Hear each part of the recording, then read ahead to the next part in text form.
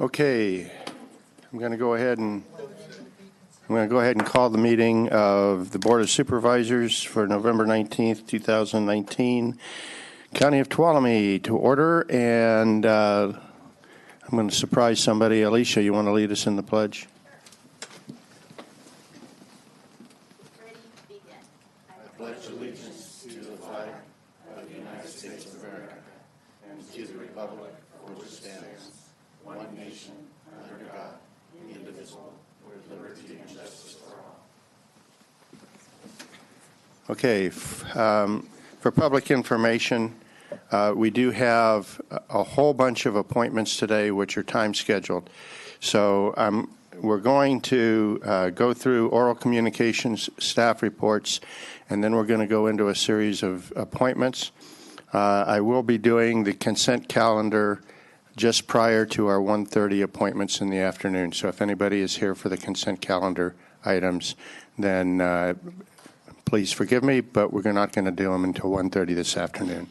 So with that being said, oral communications is a time that we set aside in our regularly scheduled meetings. We set aside 15 minutes. The public may speak on any item not on the printed agenda. No action can be taken by the board. So any oral communications at this time? Come on up.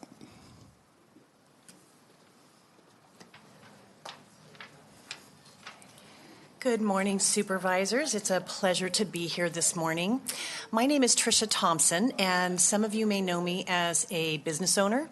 Some of you may know me as the board of directors of the Tuolumne County Chamber of Commerce and the chair of the ambassadors.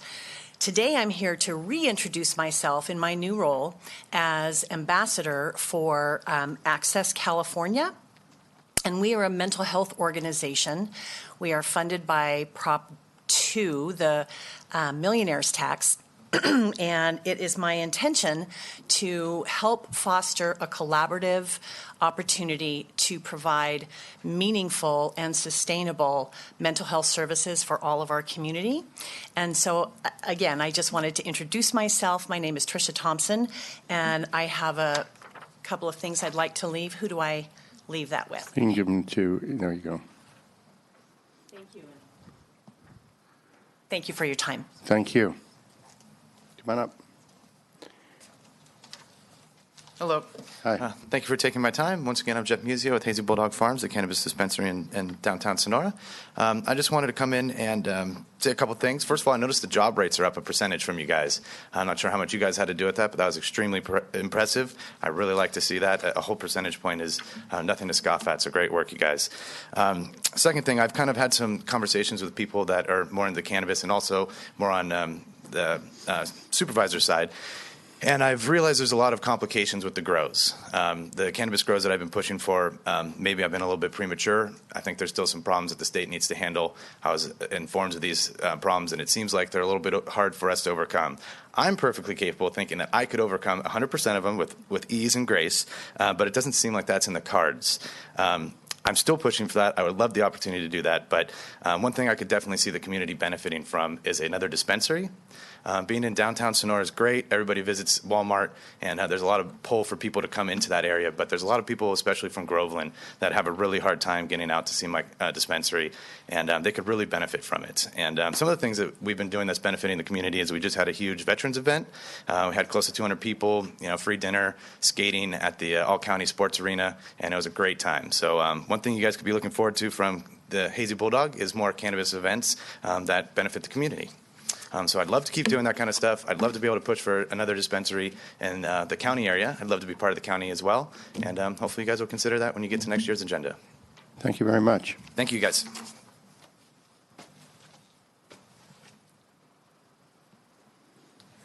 Well, good morning. First off, I want to say that in the back, I have dropped off these emergency stickers from animal control. So animal control and law enforcement would like people to identify probably near their front door or front window if there are pets in your house in case of an emergency evacuation or something, so they know.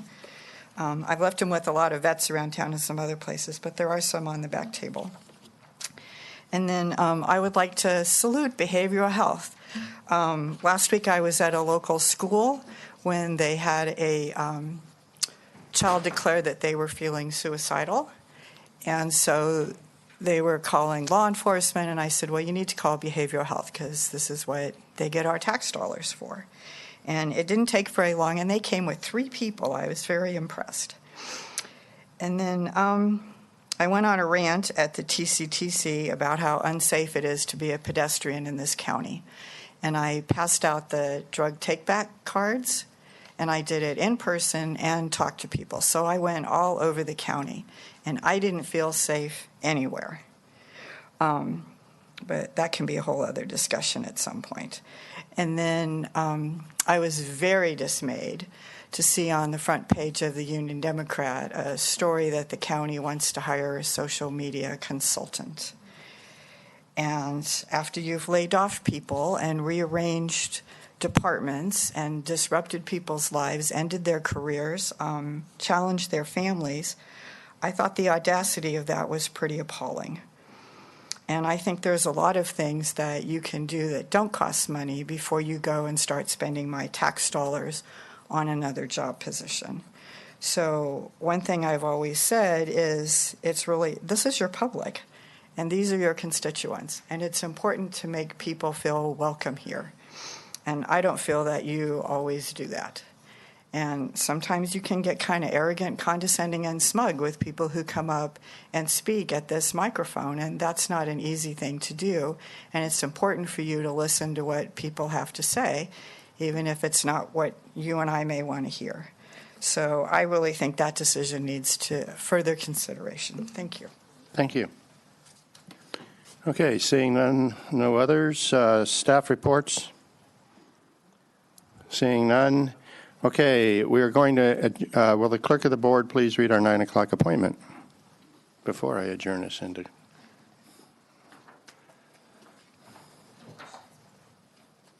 So this is a closed session, public employee appointment, Authority Government Code Section 54957B1, and its Human Services Agency Director. Okay, do we anticipate a report out? Hopeful, okay. Possible report out. So at this time, we are going to recess into closed session. Supervisor Rutherford, we need public comment. Oh, I'm sorry. Thank you. Is there any public comment on the closed session item? You forget that every time, but thank you. It's easy. I'm sorry. I know. No, that's all right. It's really important to me who you hire for the Human Services Agency. One of your priorities is the vulnerable population.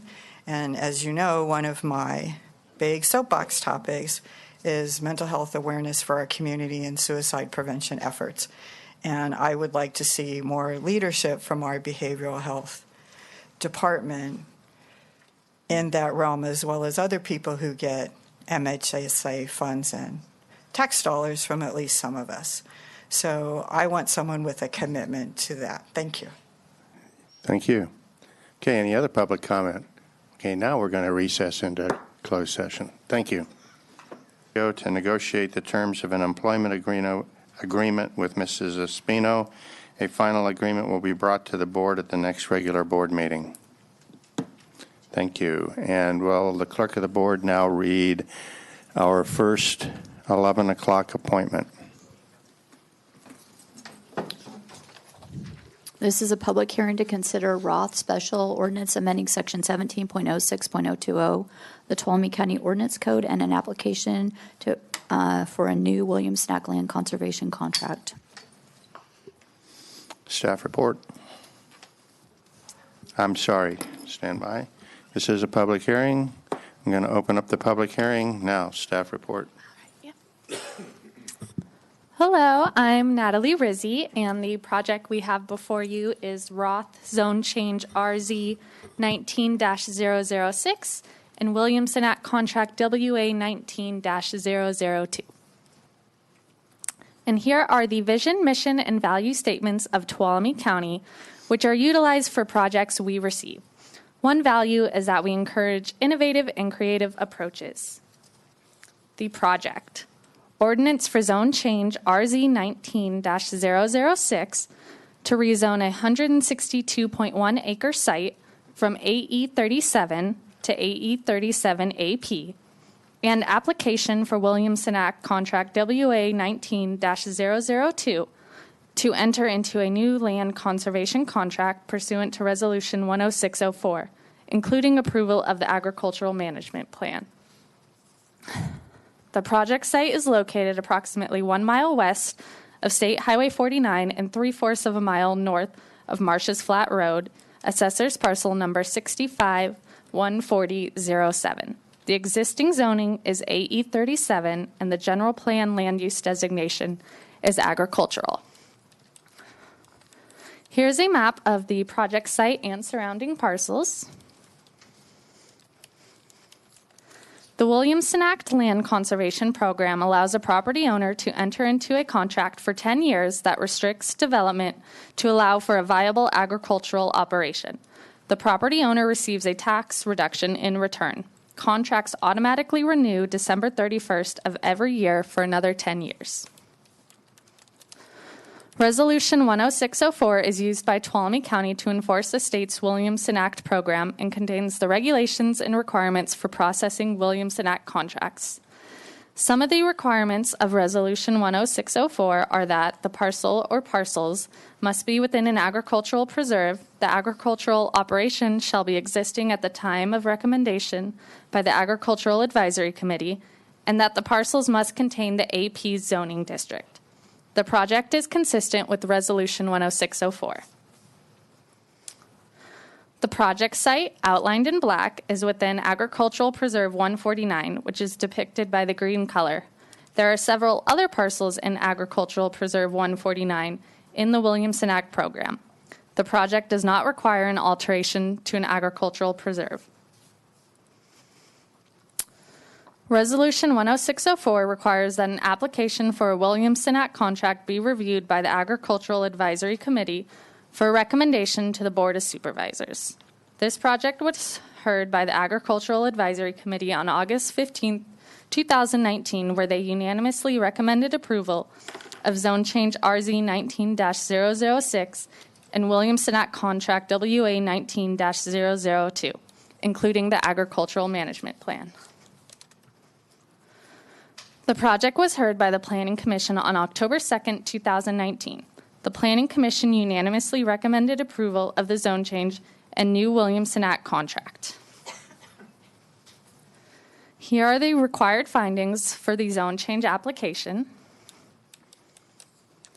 And here are the required findings for the Williamson Act contract. And here are the required findings for the agricultural management plan. Your decision process. Your board may either approve the project with modifications, deny the project, or send the project back to staff for further review. Are there any questions? Are there any questions of the board, by the board? Okay, any public comment on this It's a public hearing. project? Seeing none, I'm going to close the public hearing, bring it back to the board. Supervisor Gray, I believe this is in your district. Okay, I bet the applicant is happy that we have Marsh's Flat Road open again. Okay, so I'll move that we approve zone change RZ 19-006 based on findings 1A through 1E. Move the approval of the Williams Act contract WA 19-002 based on findings 2A through 2D. And I move to approve the agricultural management plan prepared for the project based on findings 3A through 3E, and recommend, and also move that the environmental coordinator sign and file the notice of exemptions for the zone change and new Williamson Act's contract. Okay. Second. Got a motion by Supervisor Gray, a second by Supervisor Brennan. All those in favor signify by saying aye. Aye. Opposed, abstained, 5-0. Would the clerk of the board please read our second 11 o'clock appointment? This is a public hearing to consider Jamestown Vine Bagel and Zoni. It's an application to rescind two Williams and Act contracts and execute two new Williams and Act land conservation contracts, approve two new new agricultural management plans, and determination that the proposed farm labor housing is compliant use with the Williamson Act. Okay, this is a public hearing. I'm going to open the public hearing. Staff report. Hello, again, I'm Natalie Rizzi, and the project is Williamson Act Contract WA 19-003 and WA 19-004. Again, here are the vision, mission, and value statements of Tuolumne County, which are utilized for projects we receive. The project. Application to rescind Williamson Act contracts W04WA07 and 05WA137 in order to execute two new contracts pursuant to Resolution 10604. This includes approval of two new agricultural management plans. The new contracts, WA 19-003 and WA 19-004, will allow for a lot line adjustment between the two parcels. The Jamestown Vines contract will consist of 93.3 acres, and the Vigliazzoni contract will consist of 571.1 acres. The project also includes determination that the farm labor housing proposed is a compatible use pursuant to Rule 8B of Resolution 10604. The project site is located at 12581, 12670, and 12455 Algerine Road in the community of Jamestown. Assessor's parcel numbers 96-233, 59-290-08, 59-290-59, and 96-245. The parcels are zoned AE 37AP, and the general plan land use designation of the project site is agricultural. Here's a map showing the project site as outlined in pink and purple. The project site is located within Agricultural Preserve 89 and 90. The hatched area represents the proposed adjustment from the Vigliazzoni property to the Jamestown Vines property. It's in yours. Resolution 10604 contains the regulations and requirements for Williamson Act contracts in Tuolumne County. Some of the requirements of Resolution 10604 are that parcels be in an agricultural preserve, that the agricultural operation shall be existing at the time of recommendation by the Agricultural Advisory Committee, that the minimum size for dryland grazing contracts is 160 acres, the minimum size for orchards or vineyards is 40 acres, and that reconfiguration of property boundaries be in accordance with Section 51257 of the California Government Code. The project is consistent with Resolution 10604. The project was considered by the Agricultural Advisory Committee on August 15, 2019, as required by Resolution 10604. The Agricultural Advisory Committee unanimously recommended approval of the new contracts, the new agricultural management plans, and that the board determined that the farm labor housing is a compatible use pursuant to Rule 8B of Resolution 10604. Here are the required findings of the Williamson Act contract to allow for the lot line adjustment. And here are the required findings of the Williamson Act contract continued. Here are the required findings for the agricultural management plan. And here are the required findings. Pardon me. Let's go back and at least give the public a chance to read the slides. Okay. There you go.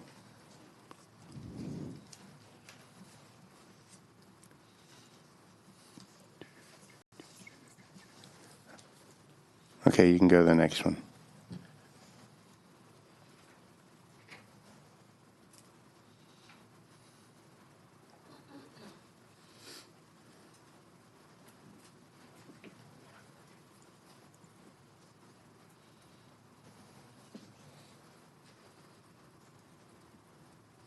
Okay, you can go to the next one.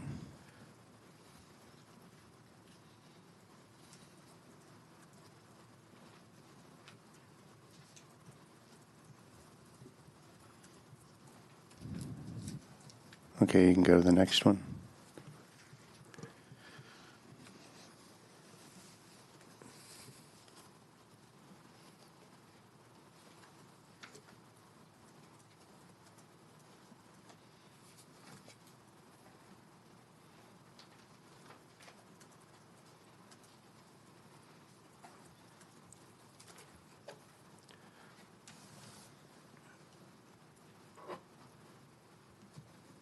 Okay.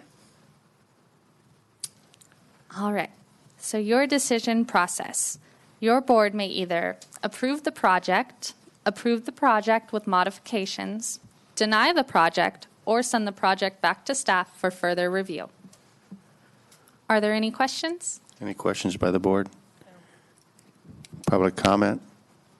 Seeing none, I'm going to go ahead and close the public comment, or the public hearing, and bring it back to the board. Looking for a motion, Supervisor Gray. Yeah, Mr. Chairman, I move to approve the Williams Act contract WA-19-003 and WA-19-004 based on findings 1A through 1K.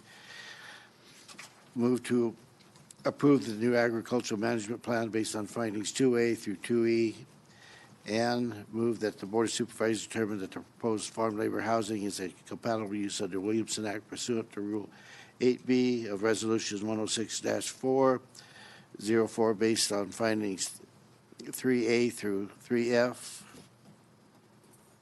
Okay. Second.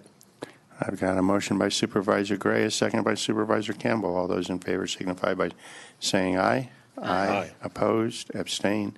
5-0. Will the clerk of the board please read our third 11 o'clock appointment? This is a public hearing to consider approving the closeout certification of the Community Development Block Grant for the Jamestown Water Tank Replacement Project, Housing Stabilization, Homeless Services, Meals on Wheels, and Food Bank.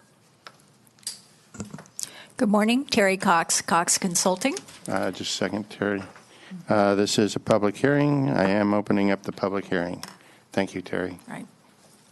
Right. So as the clerk to the board mentioned, we are closing out grant number 16 CDBG 11154. This was actually a very successful project. We completed the Jamestown Tank Replacement Project, which was about $1.4 million and served basically the community of Jamestown, 2,938 people. ATCA provided housing stabilization and food bank services, as well as operating the homeless shelter. For those, housing stabilization served 183 people. The food bank was 5,270, and the shelters served 126. Meals on Wheels served 123. So this is over our 2.5 year grant term. So all grantees are required to have a public hearing at the end of a grant to take public comments on the activities, and I'm happy to answer any questions. Okay. Any questions by the board? Just a comment, it's good to see they get it all done and track through like you're supposed to. So congratulations. And public comment?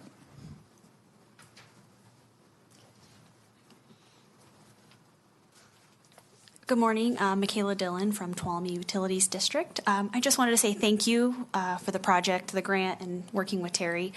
The site is so beautiful, and then what it provides the community is just wonderful. The safety features, our operational staff, their access to the site, it's so much cleaner, and we look forward to continuing working with Terry and future projects for the community. Thanks. Thank you. Any other public comment?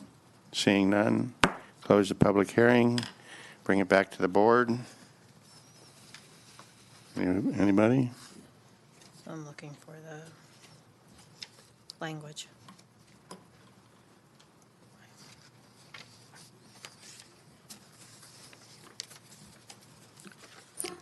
So I move authorization of the submission of the closeout certification to the State Department of Housing and Community Development. And like Supervisor Gray, please extend my thank you to all of the partners.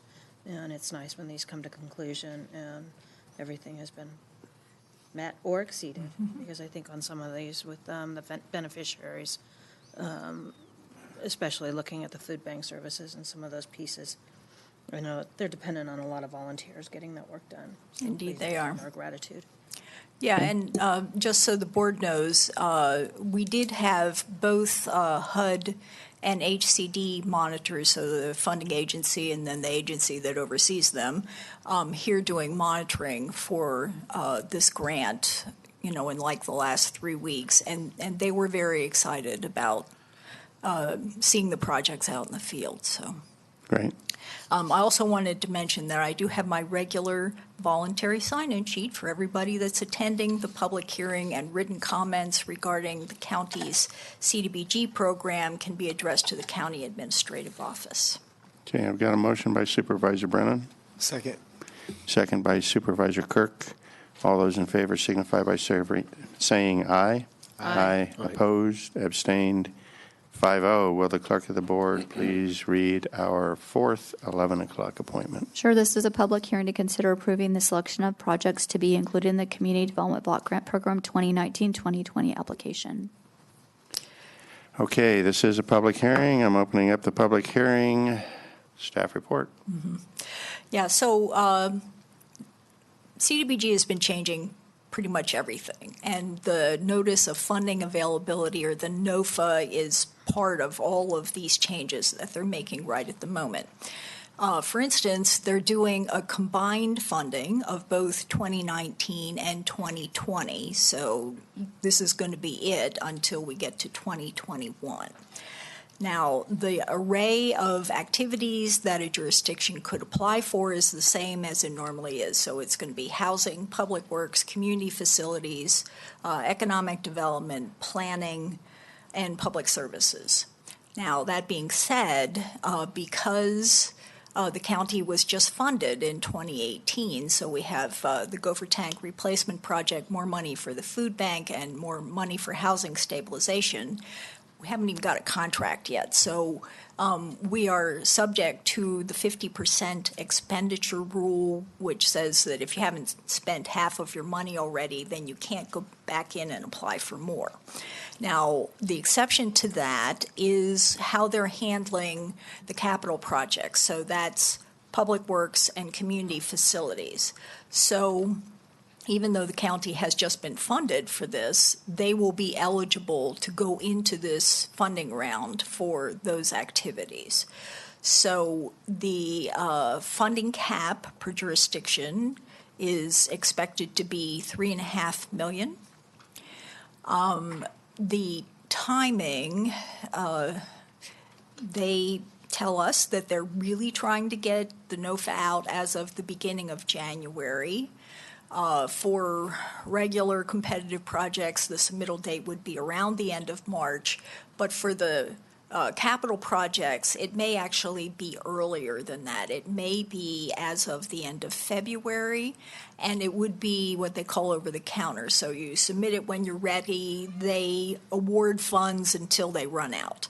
So you could actually come in after the end of February and still get an award. We actually don't know how competitive this will actually be because they have front-loaded all of the work to before the submittal date. So that means that the environmental review in these projects are subject to both CEQA and federal NEPA.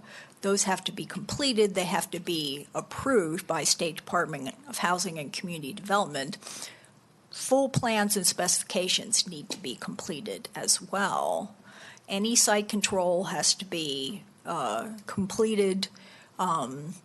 If you have anything like a Army Corps 404 permit or a Caltrans permit or anything like that, all of those things need to be in place. So how many projects are actually going to meet the shovel-ready definition by the end of February when they haven't even got the rules out yet? It's a little hard to gauge, but I think we do have some projects in the county that are pretty close and, could be completed enough around that time. So we are expecting to have a project for your board to authorize submission for. So I'm happy to answer any questions. I know CDBG has kind of gotten out of hand in the trying to figure out department. So if you have any questions, I will do my best. Okay, Supervisor Gray. When can we expect the list to be reviewed? When will it come back? When will it come back to the board? If your board authorizes us to release the call for projects, so, that would happen by the end of this week. We do like to have a public meeting, so whoever is interested can come and ask questions. And then staff will review whatever the submissions are. That'll happen before Christmas, and then we'll bring it back to the board in January. We hope that the NOFA is actually released before that, so we've got a better idea what the rules are. Okay. Any other questions? Yep. Yeah, I'm at the end. Supervisor Campbell. What's the range of dollar amounts that we typically would ask for these types of grants? Because I see that, public improvement and facilities they have like a $3 million cap, but then others are smaller. That's right. Do we tend to ask for the maximum or tailor it to what the need is? We endeavor to use all the money all the time. So, do we ask up front for the maximum potential allocation? We do. Okay. Yeah. We do our very best not to leave any money on the table. Great. Okay. Public comment.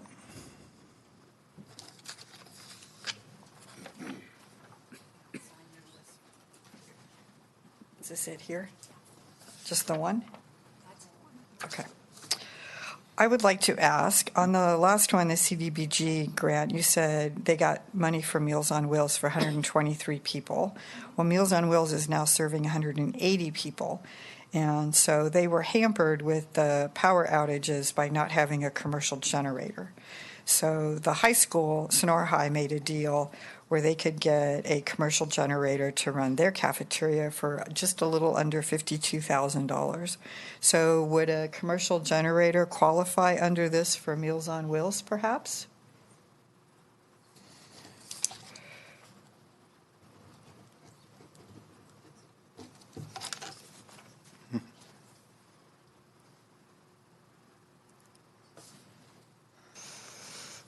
Usually they consider generators equipment. Equipment would fall into the public services category, and certainly Meals on Wheels would be considered a public service. So having just been funded in 2018 for public services, and of course we haven't spent the money because we've just been awarded, we wouldn't be eligible to apply for any public services before 2021. So I don't think so in this round. Okay. Any other public comment? Okay, so if I understand it right, you're looking for us to recommend or to direct staff to initiate a call for projects. Right. Okay. Do I have a motion? So moved. Oh, I'm sorry. Close the public hearing. Now I have a motion from Supervisor Gray and a second by Supervisor Brennan. And all those in favor say aye. Aye. Aye. Opposed? Abstain? And- 5-0. And thank you for what you do for us. Yeah, Terry, I think every time you come, you talk about how difficult and challenging this process is, and so it continues to evolve on the challenge side. But would you please confirm on the generator piece, because I was actually wondering about that for a couple of different agencies that we have that were really challenged. Yeah, I know. With We the have PSPS events. massive demand now. So Thank you. yeah, thanks. Thanks, Terry. Would the clerk of the board please read item number 13?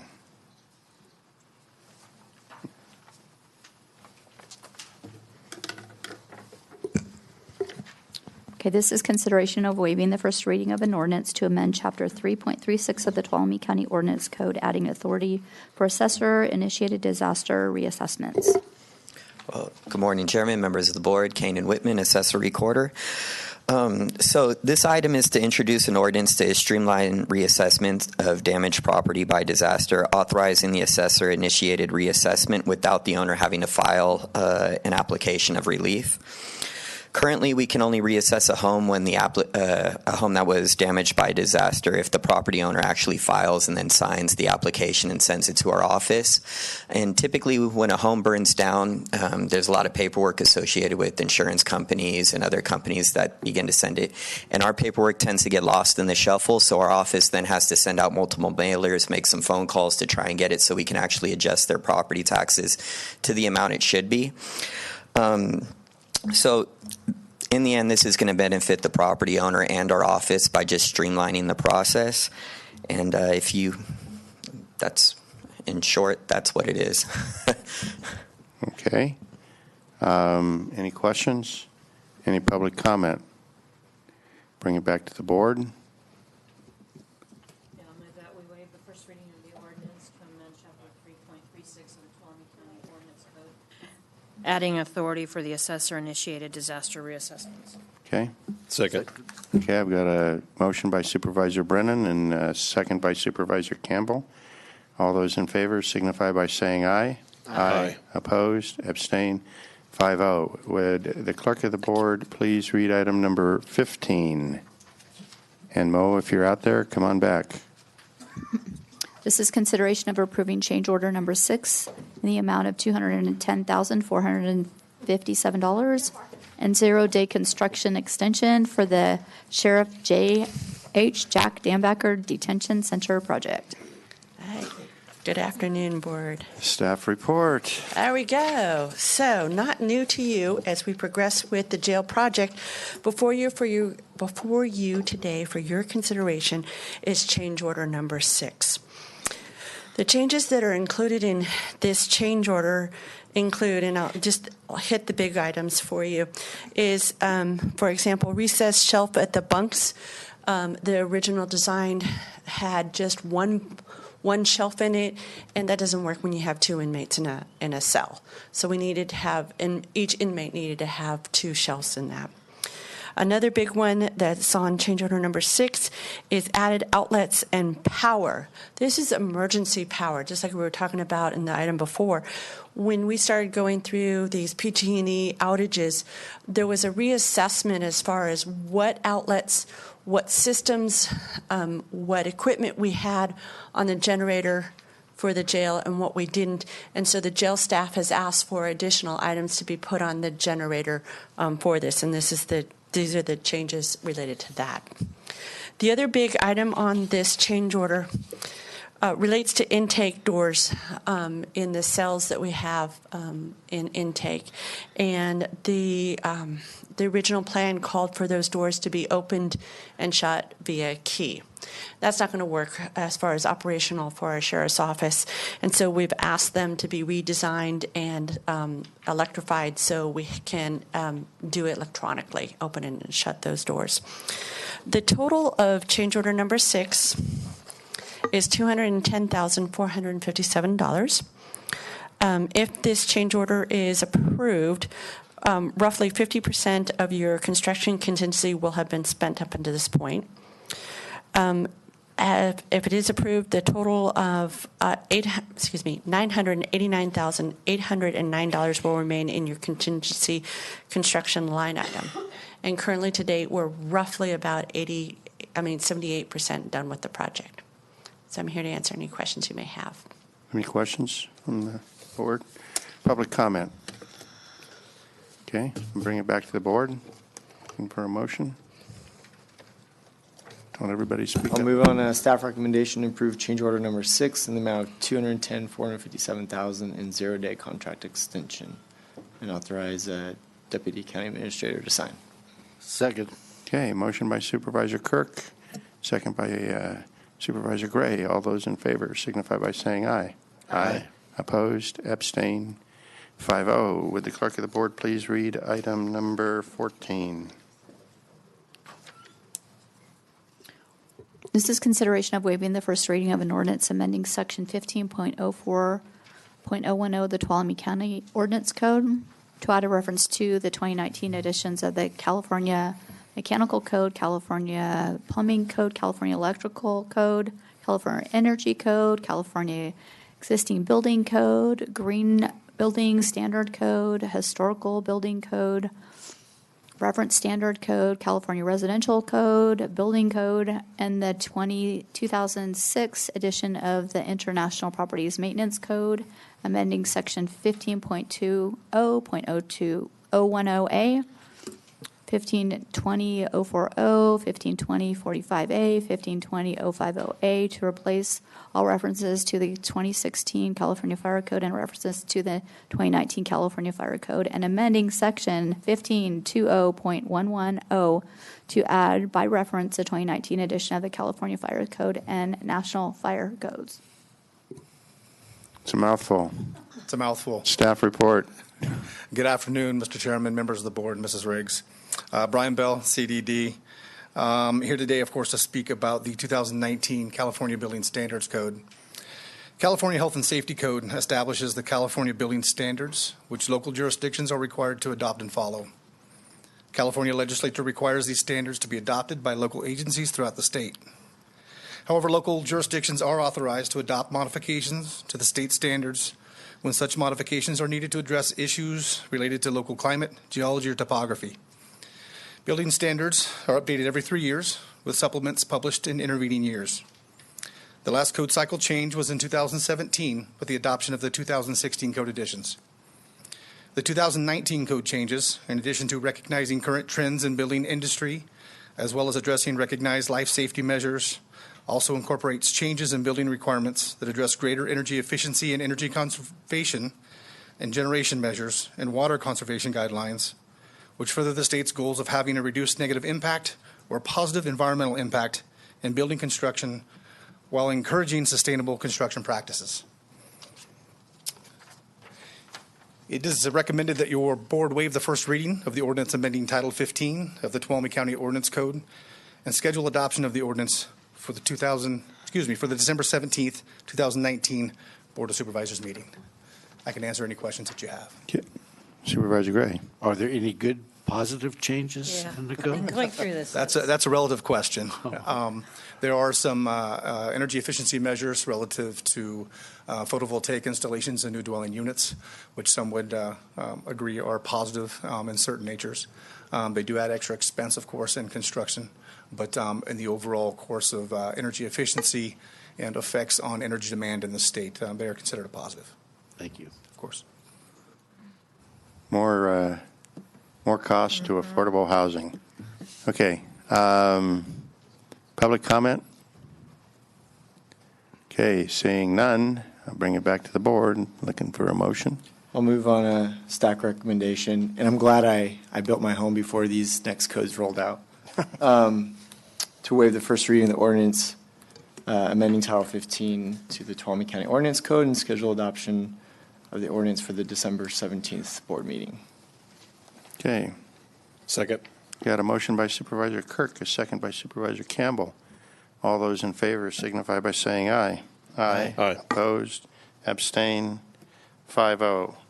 Okay, would the clerk of the board please read item number 21?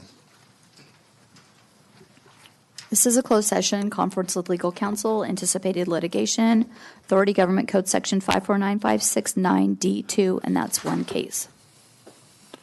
Okay, any public comment? It is a closed session item, so we're going to recess into closed session at this time. Do we anticipate a report out? And we do not anticipate a report out.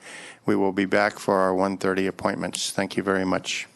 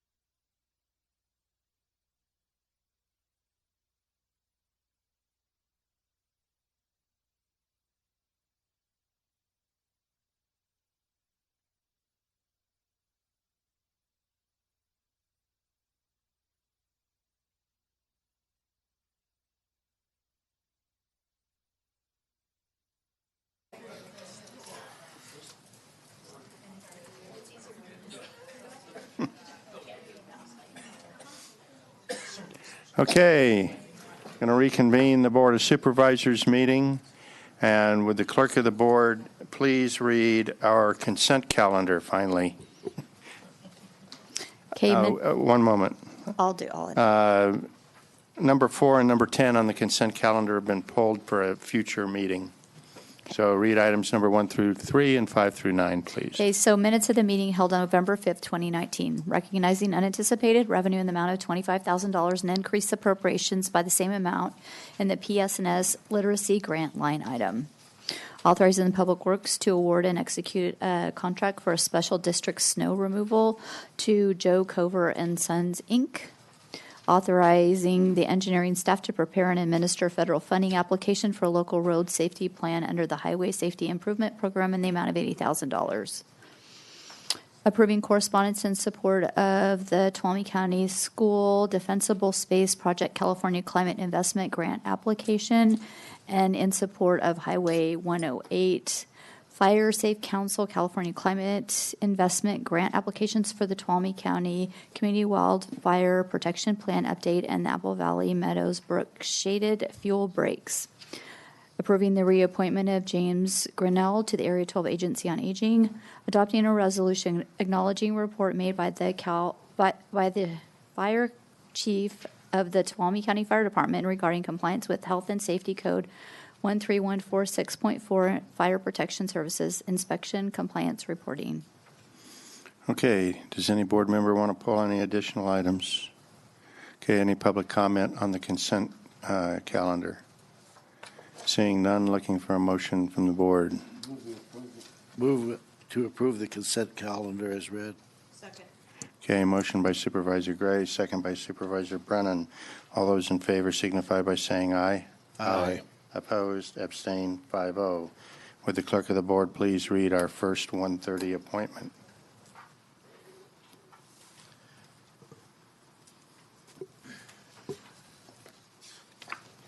This is consideration of approving certificates of recognition for Sonora Lions Club, Area 12 Agency on Aging, Tom Pellenhelgen, Glenn Gottschall, and Rick Wybra for their contributions to the Tree Mortality Aid Program in Tuolumne County.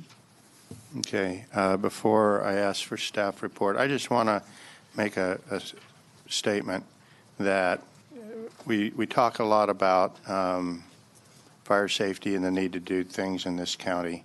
And quite frankly, this county has been working fire safety programs for decades, and certainly we ramped that effort, or tried to ramp that effort up in the aftermath of the rim fire.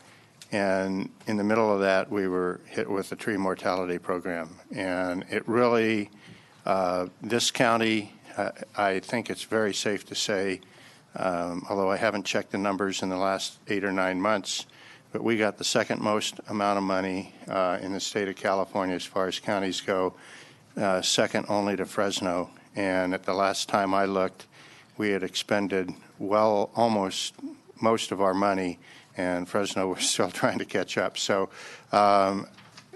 we've been working fire safety programs for a long time, and it's really been a community effort, and it's been as successful as it has been because of partners in our community, and thankfully we have an opportunity today to recognize some of those. So, staff report.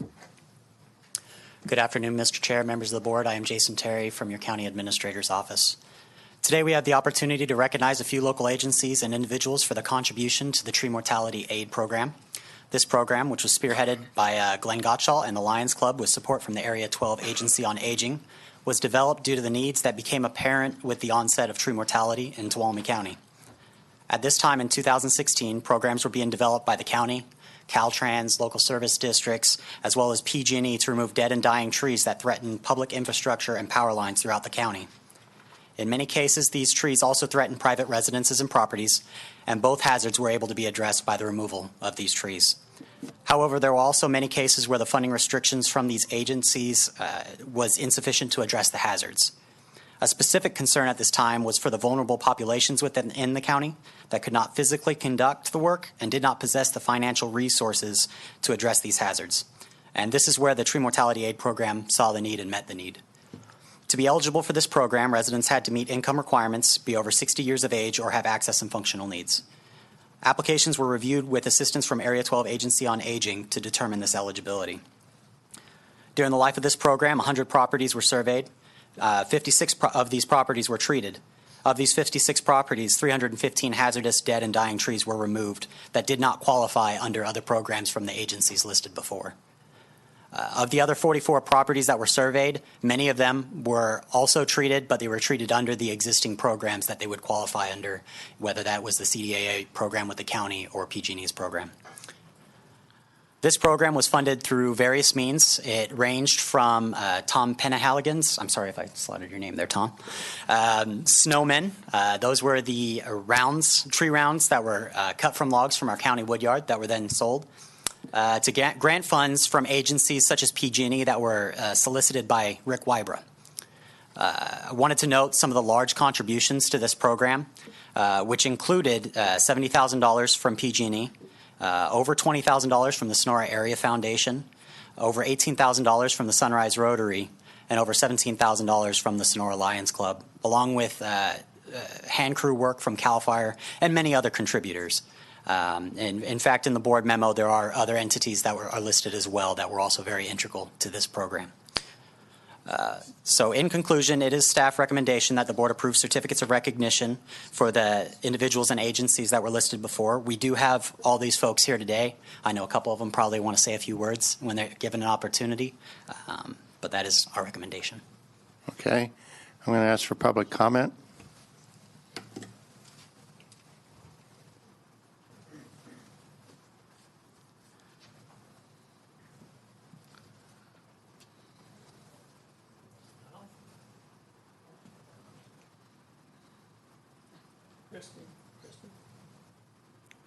Not sure what he's doing. Members of the board, good morning, or no, actually, it's good afternoon. I'm Glenn Gottschall. Long time ago, seems like, we were wondering what we were going to do about this situation. And I must say that Sherry Brennan was also instrumental in the initial phases of this because she did some prodding, which I really really enjoyed. What I'd like to do is name some individuals because none of this work could have been done without about the 30 plus or minus people that were actually contributing to this effort. First off, Sonora Area Foundation has been mentioned. Darrell Slocum did the initial $20,000 into our war chest, along with the $5,000 that came from the Sonora Lions. Also, we had a lot of administrative support from these folks. Sherry Brennan from the county, Ethan Billigmeyer, you all remember Ethan, Kristen Milhoff, and Kathy Peacock. Fundraising, as been mentioned, was Tom Penhallian. I mean, he was Mr. Fundraiser, Mr. Snowman. Tom, would you like to just say a few words? Sure.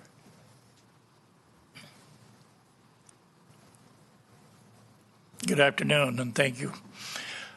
As Director of Fundraising, I passed up being total director. We were able to get in Gregory Oliver, and he was excellent at the job. He had the qualifications. I took on the task of grant writing and getting people who knew where grants were and getting written grants that brought in money. We brought in considerable, and it was enough to fund what we had put up, gone in to do. And I was very appreciable of being able to do that.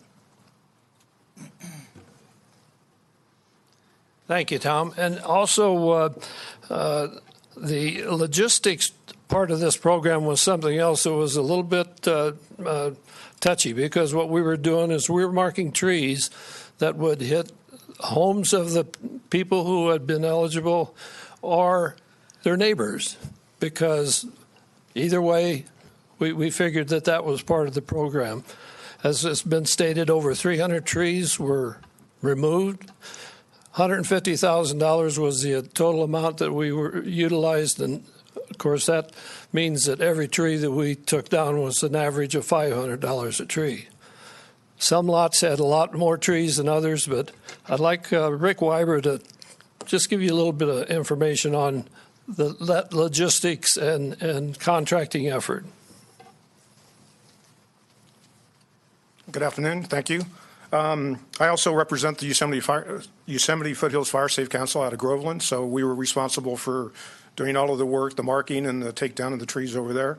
Glenn and I worked very diligently with all of the applicants that we got from Area 12, and I just want to make sure that we, with all this help and with all the money, we couldn't do it without the folks that actually took the trees down, and that would be Sierra Nevada Tree Removal, Weiss Woodworks, Ace Tree Service, Left Coast Land Clearing, and Old Oak Ranch. So even though we talk about the number of trees and the money spent, everybody, all these vendors went above and beyond when it came to throwing in extra work, taking down trees that weren't really counted, even though we counted them on a separate page. So a lot of good work was done by a lot of good people, and we are just glad we were there to be able to help. Thank you.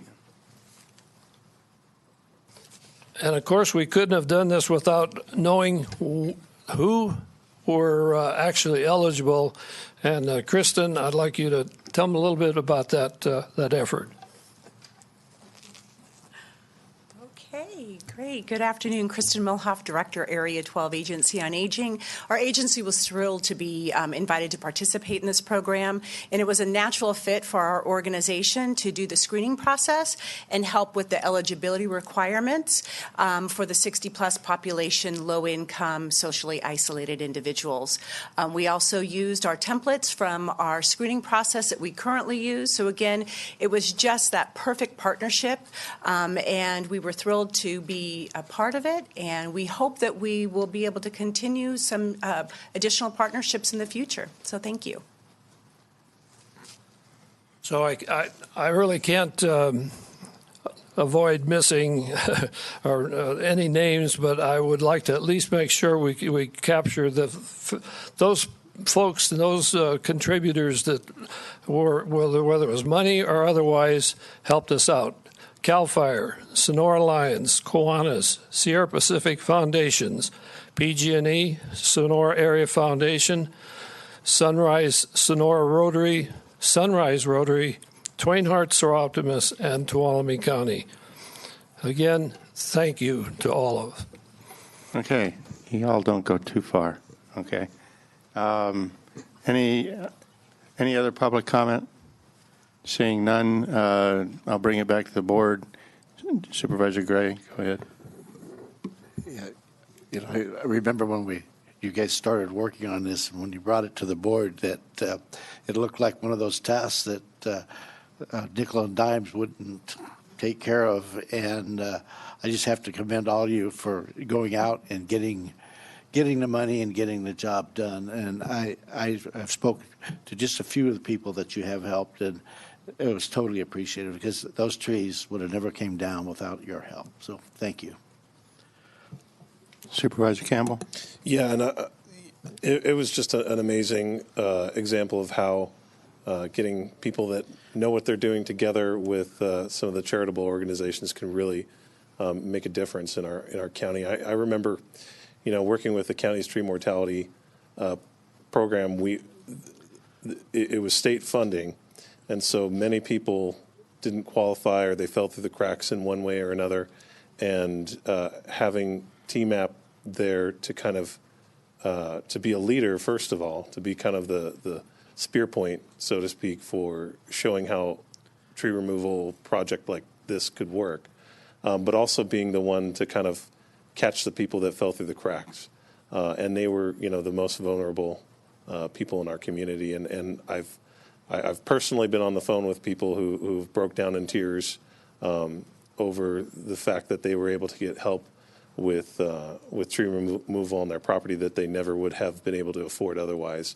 I think we forget, looking back on it now, we forget the fear that existed in the community in the early stages of the bark beetle epidemic. And, seeing millions of trees die in such a short period of time was a real shock to the community. But, folks like Glenn and Rick and Tom and Kristen, you didn't sit down and accept it. You did something about it. So really thank you. And it made a real difference.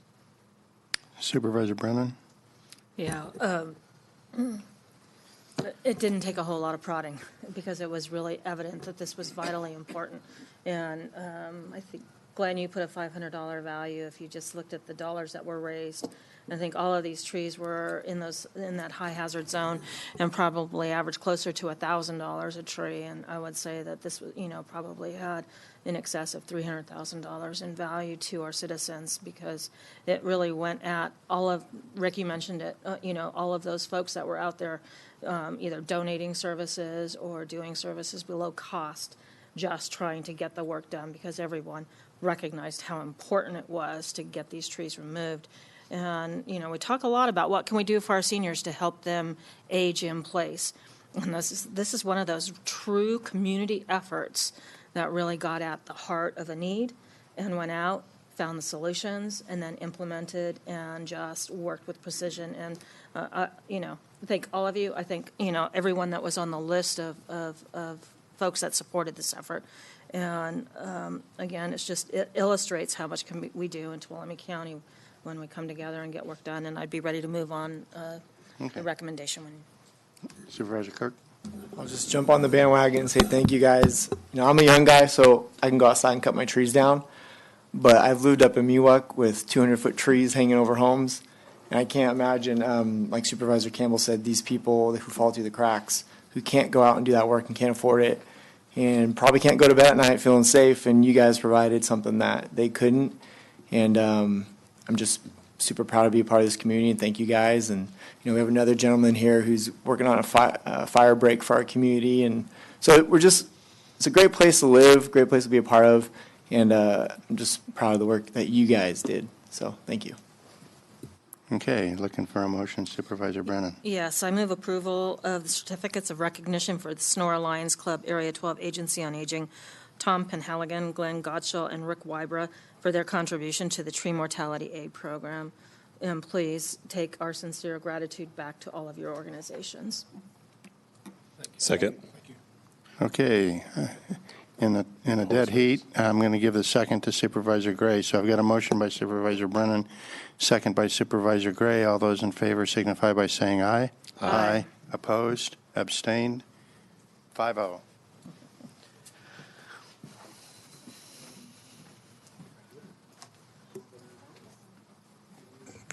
Again, it's pretty much all been said so far, but I want to thank all of you. I want to thank you for the organizations and the other people that you represent for everything that you've done or been a part of in this very critical program. It is a wonderful thing when a community can come together like we did. And I've been now in county government for 7 years, and the one thing that I can tell you is the county government can't do it all, and if we don't have community partners and volunteers and all of that working to help us out, we can't get the job done. And this is a great example of how the community came together and provided some funding and some manpower, women power too, and got the job done. So again, thank you all, and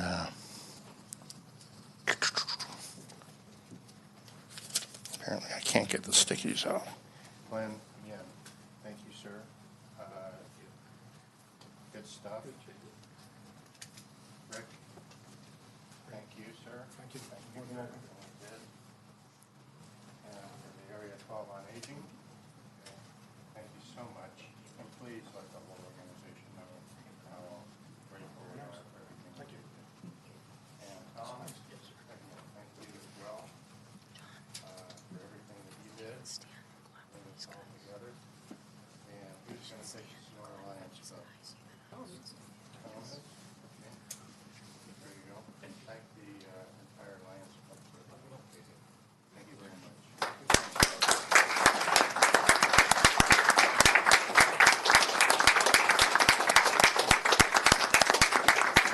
you got anything else to say, you're more than welcome to say it.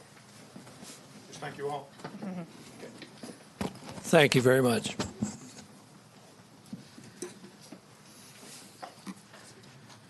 Okay. One second. Oh, go ahead. I had Yeah. one more thing to say. Sure. Without the help of my wife, Wendy, who was president of the Lions Club at the time, we could not have done the snowman project. She was the groundwork. She did all the painting of the faces, but I did the awesome buttons. Okay. Well, give her the certificate to present to the Lions I will. Club then. I will. Okay. Thank you. And thank you all.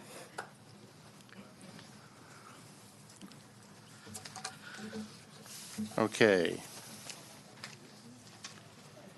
I think we're going to do the second 1:30 appointment, please.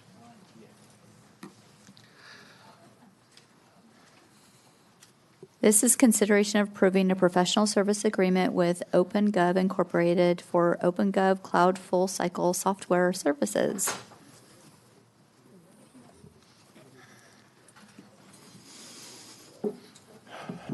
Okay. Give you a second to get plugged in.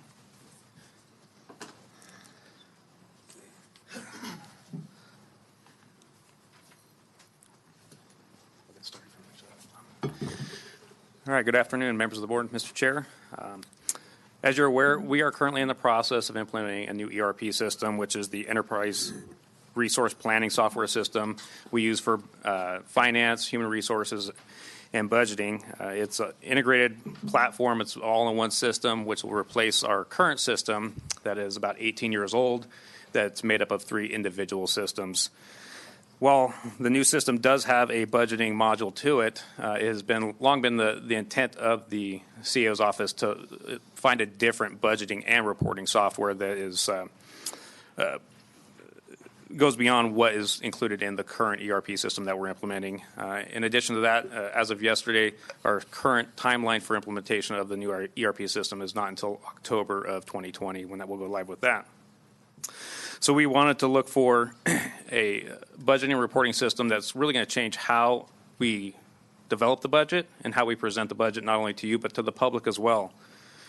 One of our goals within the office has always been transparency and communicating and community engagement. And we want a budget that the community could easily look at and understand without having to do a significant amount of individual analysis of that budget. You've all seen the budget today. It's a binder with about 500 pages, mostly line items. And so unless you're an accountant or taking the time to really hone in on what we're looking at to get a clear understanding of the different funds and account strings, it's very difficult to understand at a glance what county government is made up of as far as the finances go. So like I said, we want the public to have just a clear understanding of what the county budget looks like on an annual basis, and we want to provide a platform where they can go and look at that. With today's technologies and software capabilities, creating a budget like that and reporting out on the budget, but also additional data we collect, should not be as challenging as it was the last couple of years. I can tell you this last year, it took almost 3 months to create the budget module so staff could actually start working within that budget. And it was just due to the age and the issues that we had with it. No reflection on our IT staff at all. So they did a great job. They were able to get us the budget module so we could start working in it. However, once we started putting data in, we realized that not all the data was correct that was transferred in. It became corrupt. So we spent days looking at every single individual employee's earnings and pays to make sure that their benefits were correct, so that way we could report out to you an accurate budget. Once we did that and everything looked good on the computer, printed it out, and it was wrong again. So we had to go back through, rebalance it, find out what was missing, and manually adjust that. So these errors for us make it very hard to tell you that we've presented a confident budget. So with those issues, we would not recommend using the current budget system that we have today for this next year's budget or even for mid-year. Additionally, when it comes to planning ahead, we should be able to create a 2-year budget within that system. Our current system does not allow for that. So when your board has asked staff in the past for a multi-year budget, that's created in Excel. We put all those lines into Excel and work on it by hand. It takes several weeks. And the same goes for when we get into bargaining and negotiations, when your board asks us what a 1 or 2% increase for a particular bargaining is going to cost, HR spends several days calculating that by hand through Excel. There's software out there today that will do that for us. So obviously knowing the inefficiencies and the challenges we face with the current software, and again, like I said, our CAO has seen this software you're about to see today in years past, and even before the ERP system was selected that we went with today, it has been the intention to go with something like this. So we did look at what OpenGov has to offer and their solution, and not only does it meet our needs, what we're looking for, but in my opinion, it offers a little bit more. And you'll see that here shortly. This system will address all the issues we discussed. It'll report on just about any data we can collect that we can share with the public legally, we can report out on for any of our departments. But also, really what's important is the ease of understanding the budget that it presents. So with that, I'll present Greg here to kind of go over just some highlights. And so what you'll see is just some highlights of what staff is going to see, but really we're going to focus on what the public and what everybody else is going to be able to see within this system. So I give you Greg. Perfect. Thank you very much. So yes, I will take maybe 5-10 minutes just walking you through the solution. I always like to start here. For those of you who don't know OpenGov, we are a company based in Redwood City. We have over 2,200 agencies on our platform, 230 in California alone, and a variety of them, or a lot of them, use us for a variety of use cases. These are just some of them. Like Eric mentioned, I'll start with the internal side, and then we'll jump into a couple examples of the public-facing piece of OpenGov. But what you're looking at here is what the people in the county who have the right access will be able to see their own reports. It could be coming in from your financial system, non-financial systems. Whatever data makes sense to bring into one platform is what OpenGov is meant for. It's not just a financial tool. It's not just a non-financial tool. It'll be finance and non-finance. You can also set up dashboards. So this is going to really help with operational and day-to-day decision-making, being able to get data from your different systems and be able to track budget to actuals, but also how are you performing against statistical and non-financial outcomes. Yeah, so in this slide, you see a lot of the focus on public safety. But again, like I said, any data we collect, so if we want to report out on quarterly how many building permits are being issued, how many inspections are being done to show the growth within Tuolumne County, we can input that data into this system, and the public's going to see it also. And so, again, any department where we collect data, where it's legal to share that information, we can create these slides to make available for the public to help them, let them know what we're doing. Now, at the end of the day, this is a budget development tool as well. So what you're looking at here is the homepage for the budget screen. So this is really just want to make sure you can see it. This is really kind of the homepage for the budget administrators so that they can see all of their different proposals, what the status is of any point in their budget process, and be able to use a software solution to have all of the budget stakeholders within the county in one tool and be able to, not worry about errors or formulas breaking or the things that happen with Excel spreadsheets when you run a budget process, but really use software to help leverage that. Each department will have access to their own piece of the budget, depending on how the county sets it up. This might be, again, we're sticking with the sheriff's theme. This could be the sheriff's view, where there could be an opportunity for the sheriff or the analyst for the sheriff's department to write what is the proposal, what are we accomplishing this year or aiming to accomplish, attaching different documents to support that, again, all in the hopes of having one area to help in the review process for the budget development. Yeah, let me just jump in there. So right now, when we ask for the budget information, we get this information that's in the system, the numbers essentially, but then we get separate Word documents from staff describing what they're doing. This provides one location to keep all that information, so we're making sure that we're not losing anything, and just the accountability gets a lot better. And as you can see here, I don't know if it might be hard to see, but there's proposal details. There's 4 main tabs: expenses, revenues, activity. As I go on to the second to last slide here, this is really where the department owner, whoever's responsible for this proposal, is going to be able to see their historical information, as well as be able to input their own numbers that they're requesting for, as well as comments and feedback directly within the tool, so that, if I'm submitting a proposal up and Eric has any issues with it or needs clarification, you don't need to leave the system. You can comment and tag me in here, and it's really promoting that sense of communication and collaboration during the budget process as you work through the initial proposed budget all the way through adoption. And finally, one of the most critical parts of the budget process is the payroll piece of it. We call it workforce. This is also going to be a tool where the county, the people with the right access in the county will have access to the personnel piece, where you can go ahead and project different scenarios and outcomes, like an increase by 1% in COLA for a specific bargaining unit, and really be able to see the true cost of every employee, and kind of slice and dice it and see, what is this department costing? If someone's wages are $80K, what is that really true impact of their cost to the entire county? It's really providing that transparency for the payroll projections, which is obviously the biggest expenditure a county has.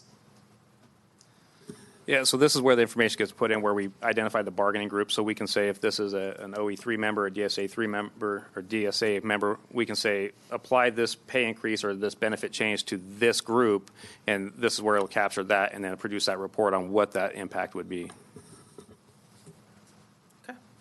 So those are the slides. That's kind of the very quick overview of the internal side of OpenGov, what the county officials or the people with the right access are going to see.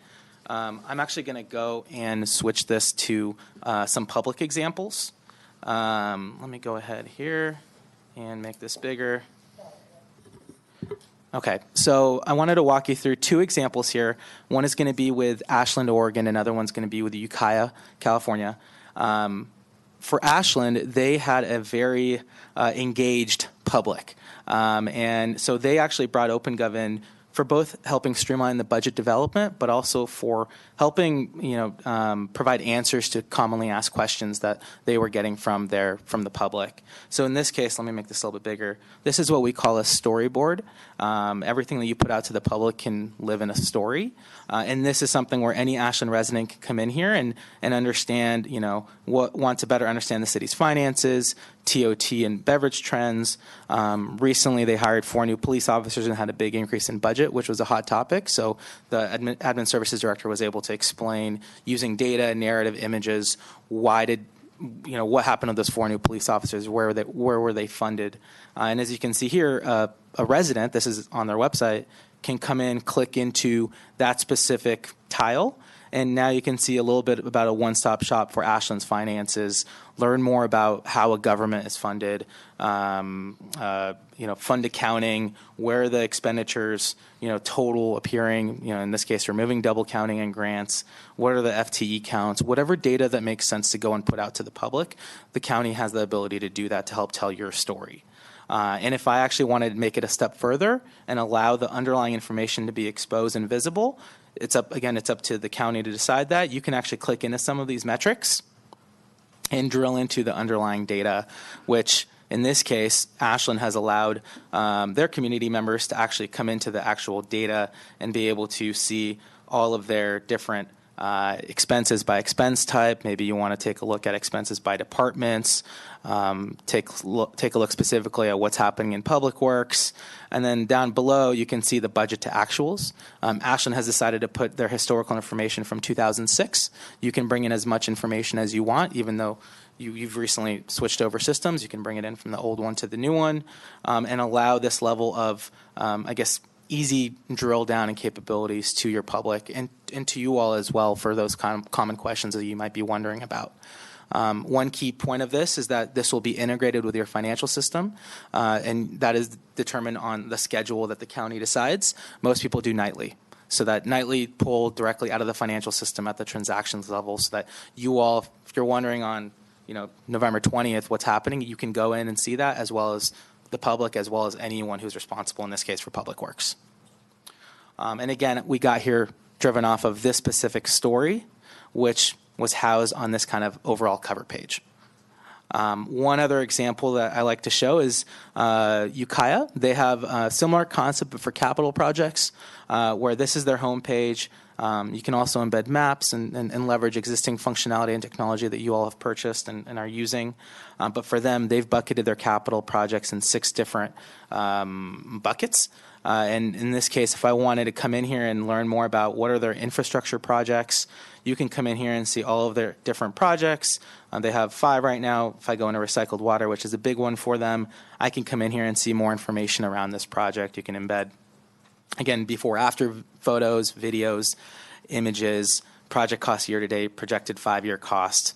And everything in OpenGov is integrated. So this projected 5-year cost can come in during the budget development part of the process, and then it'll feed the public side, as well as the year to date obviously are coming in nightly.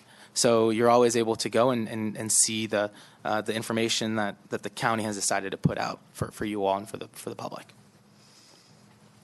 So that was a quick overview. Obviously, we can spend a lot more time, but hopefully that gets you a good picture of OpenGov. All right, one thing I forgot to mention was, if your board does approve this contract today, this is something that we're hoping to have in place by February, so that way we can actually use it for the mid-year process, the year end, as well as the 2-year projection and creating next year's budget. So that is our hope and our intent. When it comes to procurement, as you're aware, our county guidelines require us to go out for an RFP for anything over $10,000. However, we are allowed to utilize the work that other people have done, such as CSAC, NACO, and other central purchasing agencies when they've already pre-negotiated rates or already negotiated contracts. So NASPO, which is the National Association of State Procurement Officials, is another one organization just like that, where they go out and they pre-bid and negotiate these contracts. And so we did verify through that a NASPO provider does have an agreement to sell OpenGov. However, by going direct to OpenGov, we were able to get an even more reduced rate for this contract, saving us about another $76,000 over the term of the contract, in addition to what was already negotiated on the government contract. So the total cost of this agreement is approximately $560,000, which is allocated over a 5-year period. The first year of the agreement, which includes a flat rate for the professional services associated with the deployment of the software, is $152,077, and we do have these funds currently within the IT budget. Next year and the preceding years will be $101,934 for the next 4 years after that. So it is recommended by staff that your board approve the attached professional services agreement with OpenGov Incorporated in the amount of $559,813. And so with that, I would ask for any questions. Okay. Supervisor Gray. Just for me to get a little bit better understanding, we presently are implementing a portion of a system right now, but yet we're going to buy this new system and put it in place first, or how does that affect what we're doing?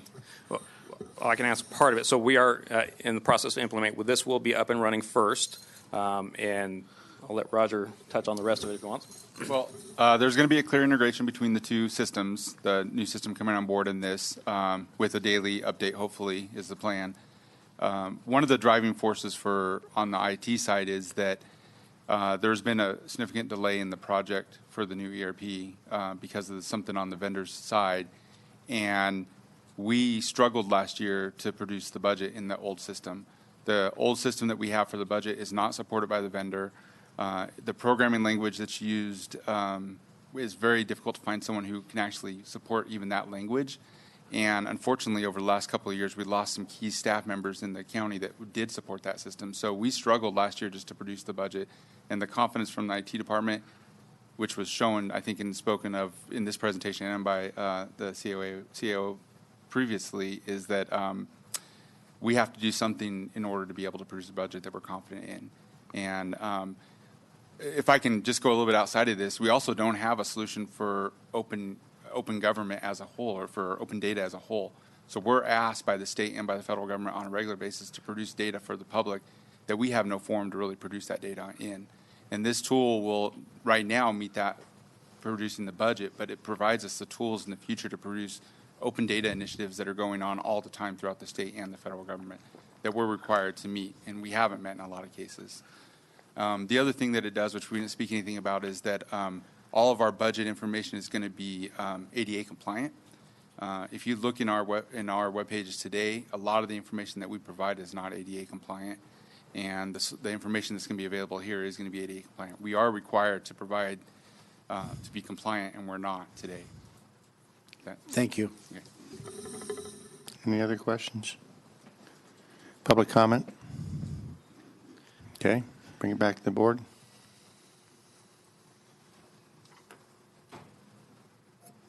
Want me to start off? Sure. I'll start off. First of all, when I first saw this, I thought, why are we spending close to $600,000 when I thought we had a system rolling out? So I did some research. I reached out to some people who've used this program before, and the response I got was overwhelmingly yes. Everything that you just said, but also, one solution's been sold over multiple times, and throughout that process, you lose the key people who are rolling that process out. So that's one thing that has helped my thinking process. Also, I'm really big, part of my fiduciary responsibility as a board member, but especially a new one, is just understand things. And going through this last budget cycle, which was my first cycle, I'll just be honest with you, it sucked. Because I'm going through these folders, I'm a graph visual, show me the trends, show me, I'm a visual person. And going through what I went through, spent way too much time. So part of me screaming at Tracy behind the doors was that we need something that's transparent, that's understandable, that the public can understand. I think this is a perfect solution that's going to help me in decision making moving forward, especially when we talk about bargaining units moving forward. I think that's our number one it's our number one financial piece. And I need to clearly understand that moving forward when we go to negotiate. So I support it. Have you dealt with this before, this OpenGov? Yeah? Okay, cool. So you have experience on that. Makes me much more confident. So unless the board wants to give their 2 cents, I'll make a motion. Go ahead. Make a motion to, what is the verbiage? Staff recommendation. Staff recommendation. Okay. Second. Okay, OpenGov. a motion by Supervisor Kirk, a second by Supervisor Campbell. All those in favor signify by saying aye. Aye. Opposed? Abstain. 5-0. Thank you very much. Thank you. Okay, would the clerk of the board please read item number 16?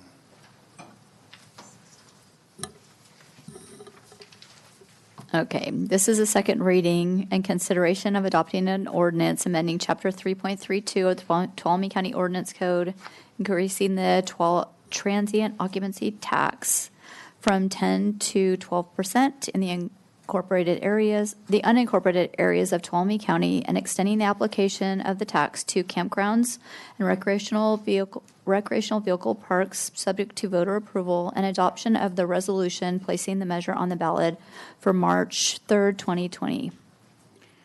Staff report. All right, hello again. At your November 5th board meeting, your board waived the first reading of the ordinance amending Chapter 3.32 of the Tuolumne County Ordinance Code, increasing the transient occupancy tax from 10 to 12% in the unincorporated areas of Tuolumne County, and extending the application of the tax to campgrounds and recreational parks if approved by voters. Today, we're asking you to waive the second reading and adopt the ordinance, which does require a 4/5 vote. To provide background to this initiative, I have attached the October 1st and October 5th board memos that address this ordinance, and I've also attached the accompanying ordinance and resolution. With that, staff recommends waiving the second reading and adopting the ordinance amending Chapter 3.32 of the Tuolumne County Ordinance Code, which would increase the rate of transient occupancy tax from 10% to 12%, and expand that application of the tax to campgrounds and recreational vehicle parks within the unincorporated areas of Tuolumne County, and approve the resolution placing a measure on the March 3rd, 2020 ballot, adopting the aforementioned ordinance. Okay. Just a quick comment. Again, we're not, just to be clear to the public, we're not voting to increase the tax today. We are voting on the resolution to place it on the ballot so that the people can determine whether they want that increase or not. So with that, I'll open it up to public comment.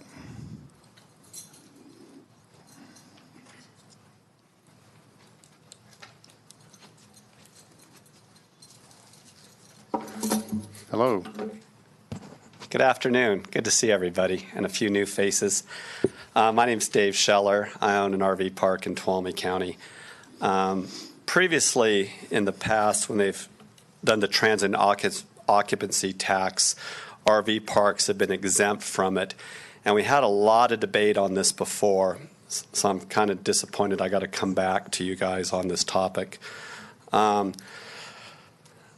Questions I've got for the board. I've read the ordinance, if I understood it correctly.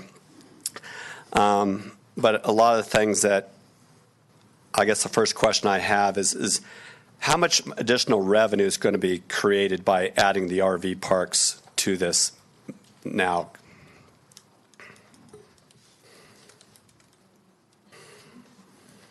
Here comes the answer. Come on up. Oh, sure, I don't care. I'm short. Okay, We could share. We can share. My name is Debbie Batista. I'm the County Auditor Controller. And remember that when I say this number, that we're going from 0 to 12%. So the calculation I did based upon the RV, well, I put the RVs and the campgrounds together, and I don't know off the top of my pointed little head the difference. About $840,000 in year number one. From just the RV parks and campgrounds? Correct, because you're going from 0 to 12. So you're figuring about $8 million worth of RV park revenue? Mm-hmm. 8 million, okay. That's fine, thanks. 8 million? Well, not 8 million. 800,000. Oh, 800. Oh, 800,000. Our revenue. No, she said her revenue. From that. That's what I'm saying. So that means there'd have to be over $8 million worth of RV park revenue. Okay. Which, and that's what, And campgrounds. Please keep saying both. okay, and campgrounds. And that's why I'm here today. So let's say she figures there's going to be a gross revenue of over $8 billion a year with about 800,000 coming to the county. The question is which campgrounds and RV parks does she include in this revenue calculation? One, does it include the RV park at the Black Oak Casino? No. Does it include the RV park at Mudload Fairgrounds? No. Does it include Union Hill that you guys just allowed them to have overnight RV spaces and all the other wedding venues in Tuolumne County? I could, there's a definition in the code. It's Health and Safety Code 18862.39. So our county council's position is that we're going to be following the code definitions of RV park as well as campsites. Okay, because the reason I'm bringing up like the wedding venues as opposed to the people going to an RV park, they're just going. They're right now. They're currently staying at these wedding venues for free, and they're not going to be paying any occupancy tax because the wedding venue opens up their property. Like when you guys just approved the permit on Union Hill, they're allowed to have overnighters and RV parks there stay. So you guys wouldn't be collecting any revenue from those at all. The other question I've got also is, we said Mudload Fairgrounds was not taxable on this? No, it's a state property. What about like K-Arrow? They have events down there a couple times a year where they have all the horse groups come in for dog training and horse agility tests and any other horse events throughout the county. Would they be subject to the RV tax? Debbie? I would recommend that the board not analyze each park at this meeting. Okay, thank you. Similar to TOT, certain facilities are going to be under certain circumstances. They could all be different. And it would be nice to have all the circumstances on the table when we analyze this to determine whether or not something applies. Thank you. Well, and we can agree then, anything on a state or federal property like Lake Maloney's, Lake Tulloch, we will not be able to get the occupancy campground tax on. Generally, government-run facilities would not be subject to the tax, but again, there are a lot of circumstances that are applicable, and right. This is not the forum really to analyze each one. Well, it is, because we're putting a tax on. We're telling the voters that it's going to bring in an additional $800,000 a year in revenue, which I don't believe is an accurate number, and that's why I'd like to see a list of the parks that are calculated in with that, because a lot of the RV parks that are in Tuolumne County, and I'm not sure how many. Have you talked to any owners of any of the RV parks when you put this number together? Yeah. how this was calculated was using, sorry, I turned it off, was using the list of RV parks and campgrounds that we had when we looked at this the very first time. Okay. We absolutely know that we need to go back and look through them again. I did do, because we just didn't have enough time to do every single thing. I will be glad to give you a list of the parks that were part of my calculation if you would like. Yeah, I'd love to see I that. have no problem doing that. If you give me Yeah. your information, I'll be Yeah. glad to do that. I believe that the calculation because it was based upon, 2011's figures. I did, search here and there for some of them to see what the prices were. A lot of them, the prices weren't that different, on the web yeah. to look at. And we did exclude anything that was federal land or state land. Right. I do believe that we need to go back and look at everything once this is put in place, as Chris is saying. But I wouldn't give you a list. This is yes, this is no, this is yes. I would feel uncomfortable doing that. No, I understand. And I'm happy to meet with any county staff and go over these numbers with them because you're taking numbers from 2011.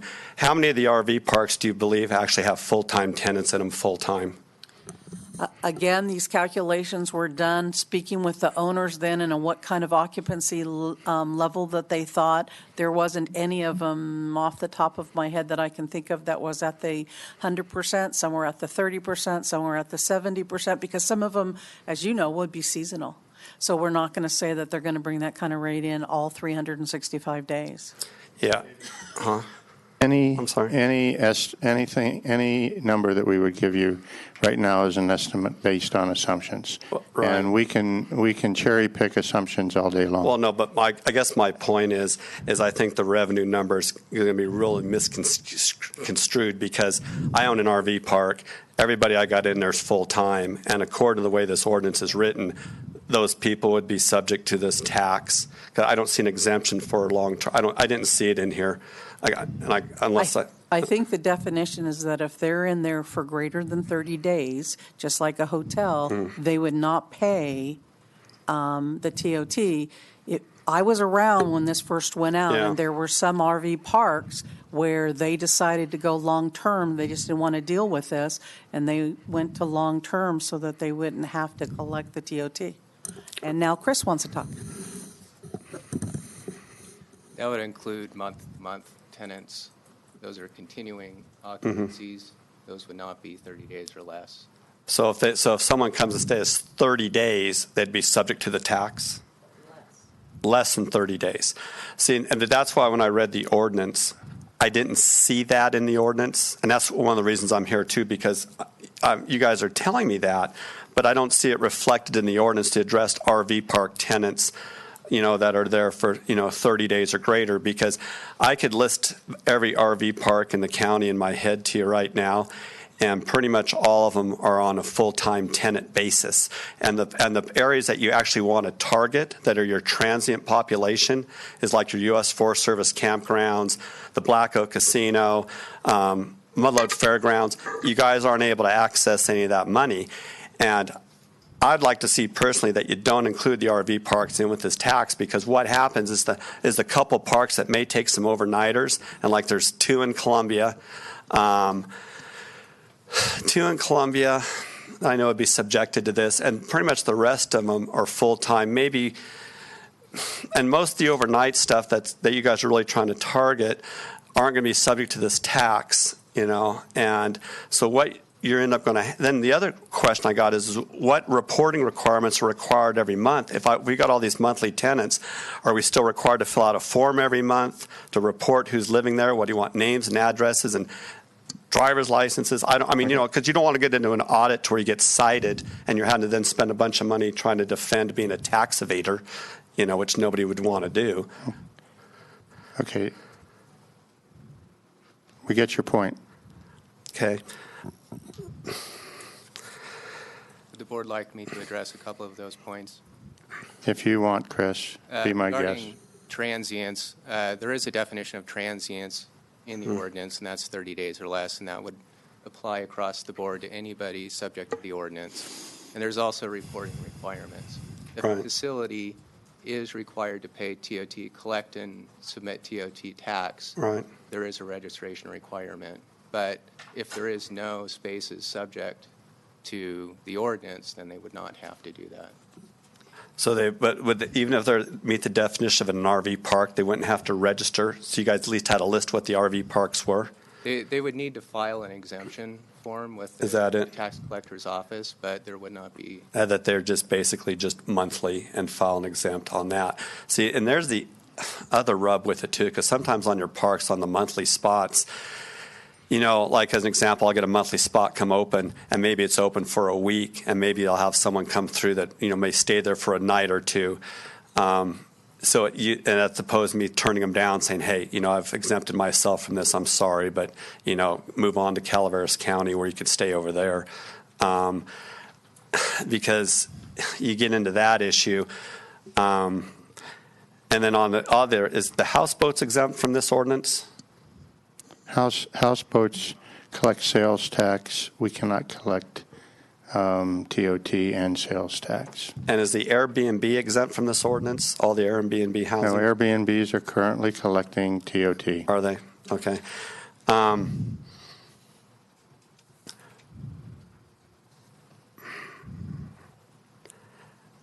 Well, at this time, I believe you're going to be disappointed with the numbers. That if you guys are if you use those numbers to budget, because I don't see, other than the parks that I know that do take the overnight spaces that you guys are trying to target the tax. I got the whole list here, and I just read them all off, and I could list more. They're all exempt from the collection of this tax. And then the RV parks that are not, that are on the monthlies, you're not going to be collecting any RV tax from anyways. And I can list them all out for you today if you want, and you're going to say, God, he's right. We're not going to be collecting really any RV tax revenue. The other one I thought was kind of interesting is what about like up at Kendi Meadows? That's county-owned property. Those RVs are only up there for 4 or 5 months. None of them are county residents per se. How does that get taxed, or how does that fall into the definition of this? Do you want to answer that? So public lands that are under a concession, so Kennedy Meadows would fall under that, would not be exempt from this. Same thing with Pinecrest and the other campgrounds that are run by a concessionaire. Okay, thank you. But Kendi Meadows are all staying there for more than 30 days. Those people, they put their travel trailer up there, and they park them up there for 6 months. If they're up there for 30 days, then they would be exempt. Okay, so there again, you get another. And that's why the RV parks in the past, while we had a lot of discussion, not at the public meetings. Like I called Mr. Rodefer, I called Mr. Campbell. I said I'd be happy to sit down with you guys in private before these meetings. I really didn't want to come to this meeting today and have all this dialogue. I was trying to have it before we got too deep into this, because I think you're going to find. I would like to know just the RV parks that you think are going to get overnight taxes from. And I don't think you can list them, because you're really not going to get any. I mean, other than maybe the concessions at Pinecrest. Okay, Dave, you've made your point, okay? I get that you don't believe our numbers, okay? But so you've made that point. Right. Can I ask you to move on? You're just repeating yourself. Okay.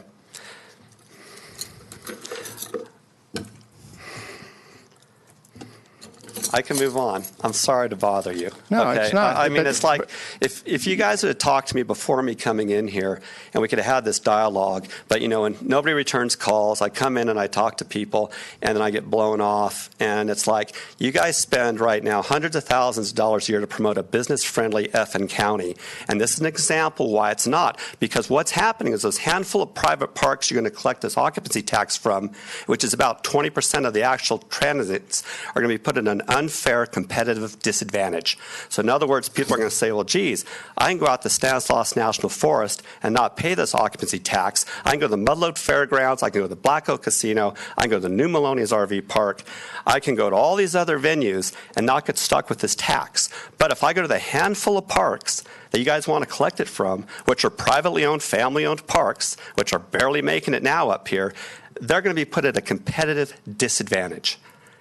So basically, 80% of the overnighters are not going to pay this occupancy tax, and this handful that is going to be put at a competitive disadvantage. And that's what I'm trying to point out is this has not really been thought through, adding these RV parks because of putting that small handful of parks at a competitive disadvantage to where they can't compete. And people that call up looking for a space for a week or two, and they're having to pay an extra $100 in occupancy tax to say, well, we can just go to the fairgrounds. I can go to the Black Oak Casino. I can go to New Maloney's RV Park. I can go to the Stanislaus National Forest. I mean, they take other avenues to go. And that's why I'm saying this, adding the RV parks isn't good. Okay. I understand. So, by the way, I spent a half an hour on the phone with you. No, you did. Thank you. No, you did. I mean, I did talk to you on this, but then I says, have someone call me on this so I can sit down and go over this stuff with them. And I didn't hear from anybody. Okay. I mean, and that's the point I'm trying to make, is I don't like coming to these meetings because I don't think it does the county a darn bit of good to have me come to the meeting to air our dirty laundry when I try to take care of some of the stuff in private. But I believe you're going to be very disappointed in this number. At the same time, you're putting a competitive advantage to all these other sources that they're not having to collect this tax, and I'm disappointed in that. Thank you. Okay. Thank you very much. Thank you very much. Okay. Any other public comment? Okay. Bring it back to the board. Anybody? So the motion is to waive the first reading. Second reading. Or second reading.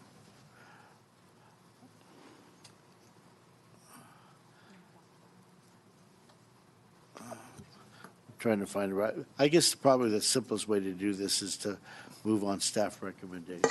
Okay. Do I have a second? I'll second it.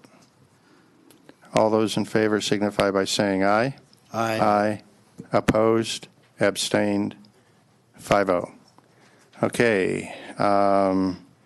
Would the clerk of the board read item number 17, please? This is consideration of approving a ballot argument in favor of a measure which would increase the transient occupancy tax in the unincorporated areas of Tuolumne County from 10% to 12% and extend the tax to campgrounds and recreational parks. Okay. Go ahead. Staff report. Okay, hello again. So your board was just presented with the ballot measure that would increase the TOT in the unincorporated areas of Tuolumne County from 10 to 12% and extend that tax to campgrounds and recreational parks if approved by voters. This will be placed on the March 3rd, 2020 ballot for voter approval. Any individual eligible to vote on March 3rd, 2020 may file a written argument with the county elections office not exceeding 300 words in length to be included in the voter information guide. The county elections official is responsible for setting the deadline for submission of the arguments, and that deadline is 10 days after the adopted ordinance has been published. At the November 5th meeting, your board directed staff to work with Chairman Rutherford and Supervisor Gray to draft an argument in favor of the measure that would increase this tax.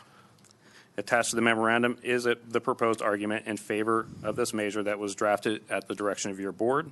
I do have some other notes that recommended changes we can discuss if your board would like. Only one argument in favor of or against the argument may be published. If multiple arguments are filed, there is a priority order. Board of Supervisors or a member or members of the Board of Supervisors would take priority, then bona fide sponsors or proponents of the measure, bona fide associations of citizens, and then finally individual citizens. If your board chooses to submit an argument in favor, as the authors, you're also permitted to file or to submit a rebuttal to any opposing argument. The deadline for that rebuttal argument, which cannot exceed 250 words, could occur before your next regularly scheduled board meeting, which is December 17th of 2019. If necessary and feasible to do so, staff will bring back any rebuttal argument during the December 17th meeting. However, as a precaution, your board may delegate that authority to one or more of your members to prepare and file the rebuttal without further board action.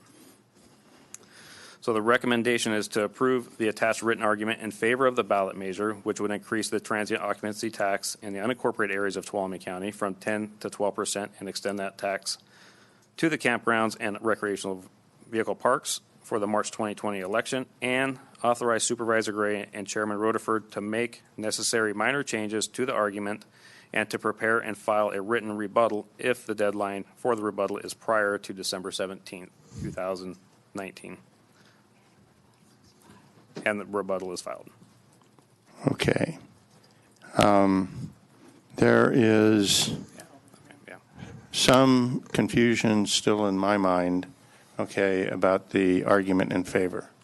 I am more than willing to file the argument in favor as the chairman of the board, because I know there's some sensitivity with other than passing the resolution to put it on the ballot, coming down in favor or against the initiative by at least a couple of board members. So I am willing, if my colleagues have some concern, if they agree that this is a valid argument in favor, I will file that myself as the chairman of the board, and that way all the board members don't have to necessarily sign on to it. Is that possible? Help me out here, because I'm not sure about this. Sure. So the elections code says that an individual board member or the board who acts as a body can make the decision to submit an argument in favor. So if just one of you wants to submit an argument, that's fine. If you want to take an action by the board, meaning a vote, you can do that as well. Okay. So go ahead with your. Oh, you've already. Okay. Are you gonna read it? I could read the argument. If you Okay. like. Please do that. Chairman, I did have some suggested edits to the language as stated. I think he's going to cover those. You're going to cover. Okay. Yeah. So I do have those notes. So first, I will go over the argument that was presented to your board. A yes vote on measure, which will be identified later, would raise our transient occupancy tax from 10% to 12% in the unincorporated areas of Tuolumne County and extend the tax to the campgrounds and recreational vehicle parks. TOT is a tax paid for primarily by visitors who use one of our many options for lodging. Visitors and tourists use our roads, parks, and emergency services as they enjoy all that Tuolumne County has to offer, from our various lakes, national forests, and ski resorts to restaurants, shops, and historical sites throughout Tuolumne County. Raising the TOT represents a direct and fair way to recover the increased costs associated with the impact visitors have on our county. Won't increasing the TOT cause visitation to decrease? No. Few people ever look at the TOT rate they pay, and if they did, they would not be alarmed. A 2% increase does not place Tuolumne County out of market range. The 12% proposed is consistent with the region and is less than most major destinations. The TOT actually promotes tourism in Tuolumne County by increasing the county's ability to invest into local infrastructure, public safety, and marketing to increase tourism. Tourists spend millions of dollars each year that sustain many local businesses. This in turn generates tax dollars that fund essential local government services. The proposed increase achieves an important balance between maintaining our competitiveness for tourism while providing an opportunity to fund essential county services. The revenue from measure will help fund county services, and none of the money can be taken away by the state. All measure blank revenue will stay here in Tuolumne County. Please join us in voting yes on measure to help our county build a stronger local economy and protect important county services. Okay. You want to read what it would read like with the suggested changes? Yes, I can do that. The changes begin in the second paragraph, if you'd like me to start there. Sure. Okay. Visitors and tourists use our roads, parks, and emergency services as they enjoy all that Tuolumne County has to offer, from our various lakes, national forests, and ski resorts to restaurants, shops, and historical sites throughout Tuolumne County. Raising the TOT will allow visitors to pay their fair share for the county services, which would otherwise be borne by local taxpayers. Won't increasing the TOT hurt tourism? No. A 2% increase does not place Tuolumne County out of market range. The 12% proposed is consistent with the region and is less than most major destinations. The TOT actually promotes tourism in Tuolumne County by increasing the county's ability to invest into local infrastructure, public safety, and marketing to increase tourism. Tourists spend millions of dollars each year, which sustain many local businesses. This in turn generates tax dollars, fund essential local government services. The proposed increase achieves an important balance between maintaining our competitiveness for tourism while providing an opportunity to fund essential county services. The revenue from Measure Blank will help critical county services, and none of the money can be taken away by the state. All Measure Blank revenue will stay here in Tuolumne County. Please join us in voting yes on Measure Blank and help our community build a stronger local economy and protect important county services. Okay. Can I open it up for public comment?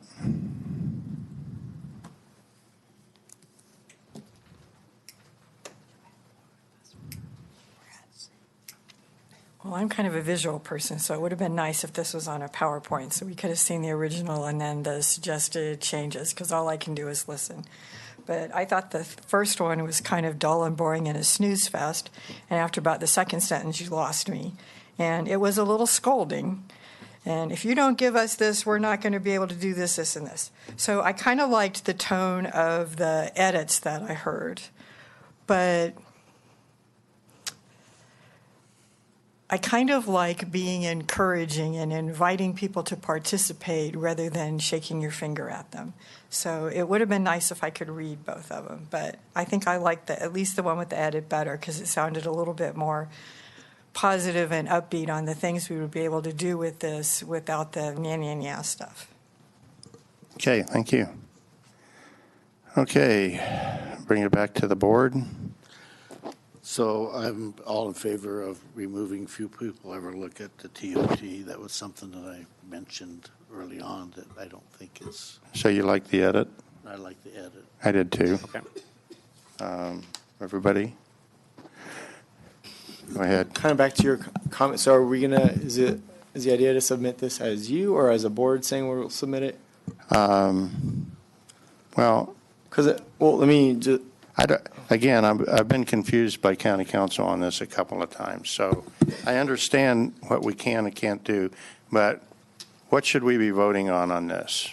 If the board as a whole wants to vote, I think you have a couple different options. You can vote on the argument. You can vote to allow one of your members or two of your members to finalize it, or you can not vote on it and just allow any board member to. Okay. When it's submitted in the ballot, is it going to say, if we all vote on it, it'll say Board of Supervisors? It should say that because it would be the board as the versus body. one person? It has to be people, is my understanding. So if the board wants all 5 of you to have your name on here, because you can have up to 5, you could do it that way. If you'll recall, when we did the housing measure, only the chairman, Randy Hanfeld, signed that, and they had a couple people from the public also sign it. So it really is 5 individuals. Could be all the 5 of you if you all want that. It could be Supervisor Rutherford by himself. It could be other people, but if they're willing to sign it. Just one point of clarification, because I think this is where the confusion comes in, is that the board acts as a body. And so the board has to decide if they want to vote on it and then let it be the chair that's on it, or they don't want to vote on it and just 1 or 2 members sign off. Okay. So that's the distinction. Okay, so. Well, can I say that? Sure. I think this is necessary to secure the future of our community. I'm willing to sign off on it as well, if that helps. Okay. I'm totally willing also. Okay, I'm willing. I think what I'm trying to reverse course a little bit.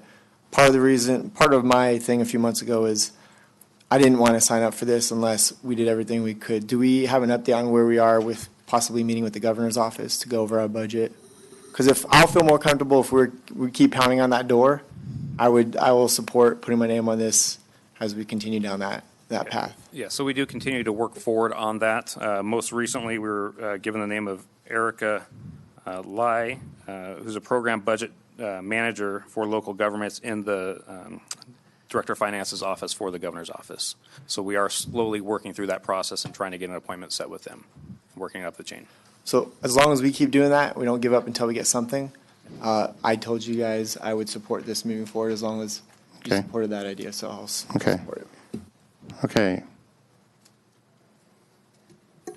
Yeah, I just kind of feel it's either good for the county or it's not. And if it's good for the county, then we should Okay.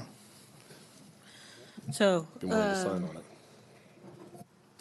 initially, I was looking at abstaining from this because I was pretty vocal about this is the opportunity for the public to tell us what they want us to do. We know we have budget, that there are issues. We went through a very lengthy exercise through the month of August with all of our departments. We know what we are up against in every single one of them with what we have in the way of general fund money and then what is being dictated to us by the state. So I actually agree with you and I on this. We cannot stop working on that, working in that area. I think that this is, that if there is, I'm hearing 4 of you say that you believe it should be the board that should sign on, then I believe it should be the full board. And I believe that it is very important that we find the resources that we need for, I'm looking at some of our department heads out here, but in particular, those things that are threatening our community. And I went back and I looked at that over the weekend with the fire piece and yeah. So I would be in agreement Okay. at this point. Can I get a motion? I assume we're on the as edited version? You're correct. I will use the Okay. edited version. Okay. I'd be happy to make that motion. Okay. Do I got a second? Second. Okay. Motion by Supervisor Gray, second by Supervisor Kirk. Very All those in favor? Aye. Aye. Aye. Opposed? Abstain? 5-0. Will the clerk of the board please read item number 18? This is the second reading and consideration of adopting an ordinance adding Chapter 3.29 to the Tuolumne County Ordinance Code, imposing a 1% transaction and use tax, sales tax, in the unincorporated areas of Tuolumne County, subject to voter approval and adoption of a resolution placing the measure on the ballot for March 3rd, 2020. Staff report. Okay. Again, at the November 5th meeting, your board waived the first reading of an ordinance adding Chapter 3.29 to the Tuolumne County Ordinance Code, which would, if approved by voters, impose a 1% transaction and use tax or sales tax in the unincorporated area of Tuolumne County. Today, staff is asking you to waive the second reading and adopt the ordinance so it can be placed on the March 2020 ballot. Attached to this memo is October 1st and November 5th meeting memo providing the background information as well as the accompanying ordinance and resolution. So staff's recommendation is to waive the second reading, adopting the ordinance adding Chapter 3.29 to the Tuolumne County Ordinance Code, imposing a 1% transaction and use tax in the unincorporated area of Tuolumne County, and approve the resolution placing the measure on the March 3rd, 2020 ballot, adopting the aforementioned ordinance. Okay. Public comment.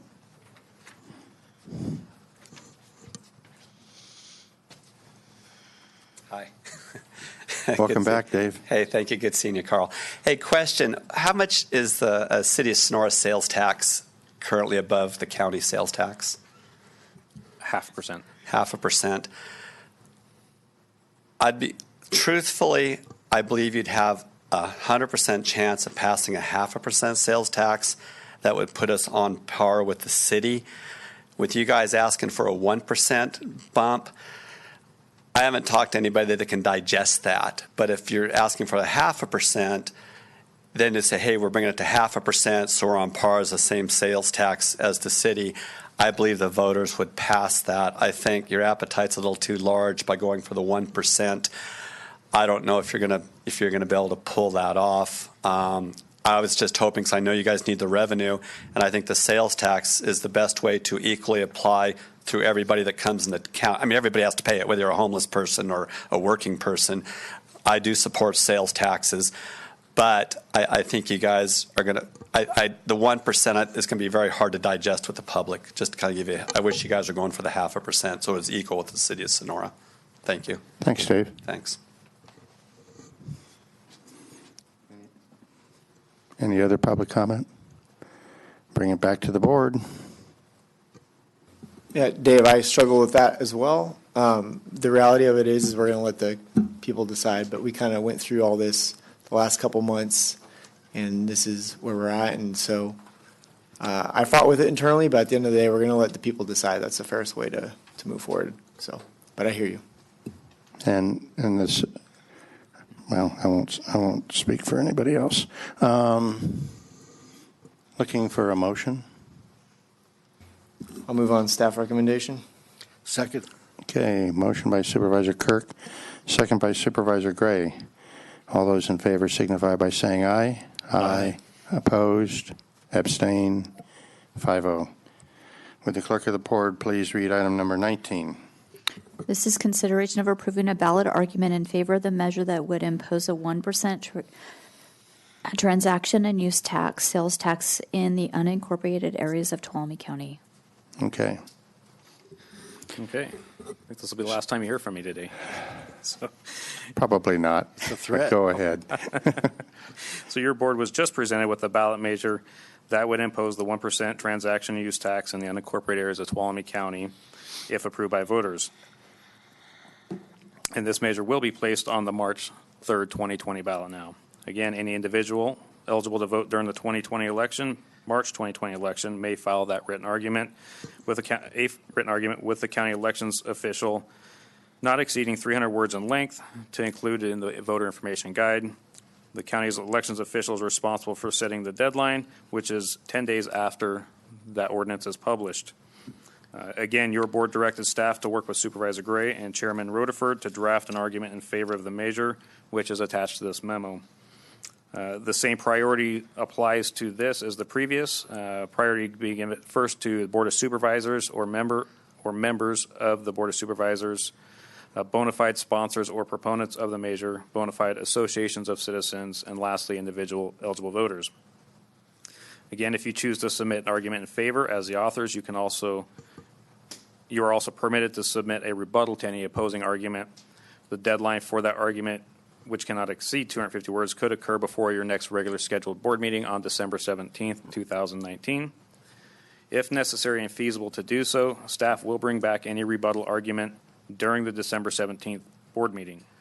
However, as a precaution, again, you may want to delegate the authority to one or more of your members to prepare and file a written rebuttal without further board action.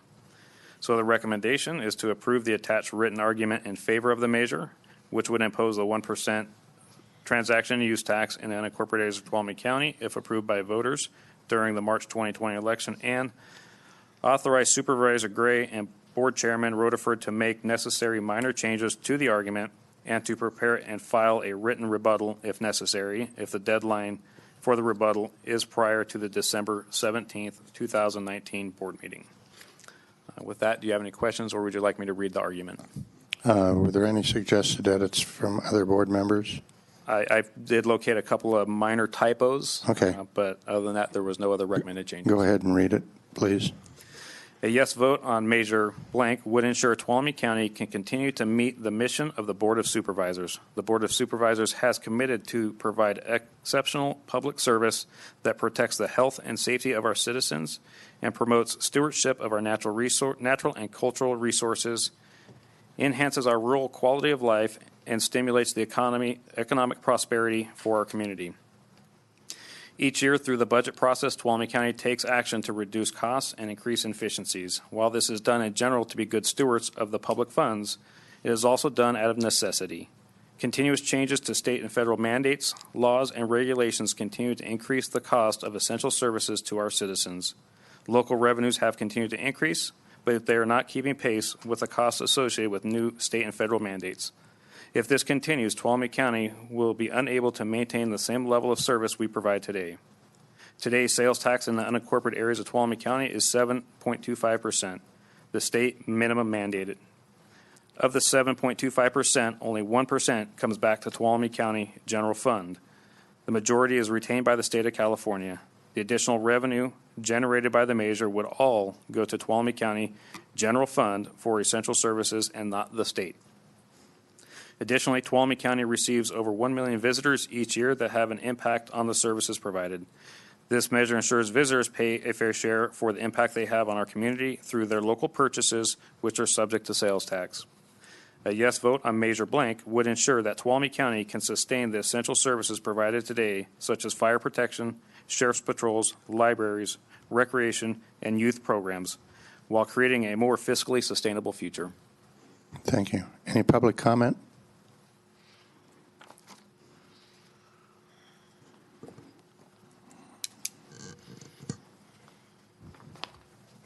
Well, I kind of like the first sentence and the last sentence.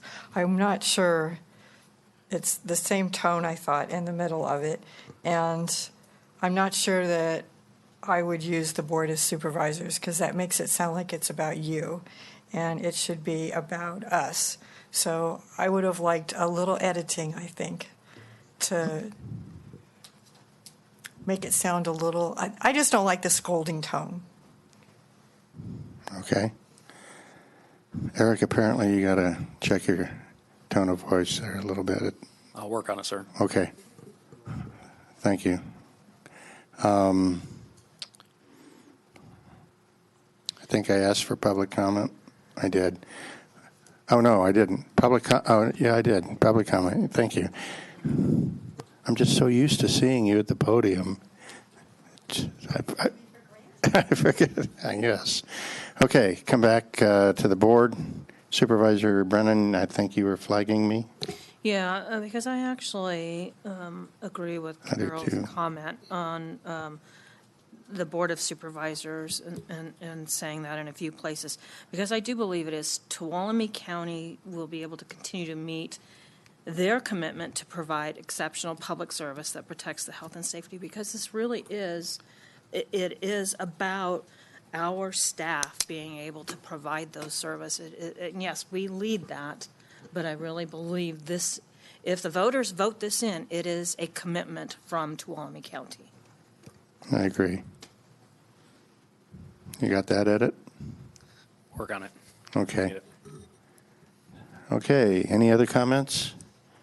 Thank you, Carol, for that. Looking for a motion? Move on staff recommendations, 1 and 2. Second. Okay, I've got a motion by Supervisor Gray, second by Supervisor Campbell. All those in favor signify by saying aye. Aye. Opposed? Abstained? 5-0. Will the clerk of the board please read item number 11?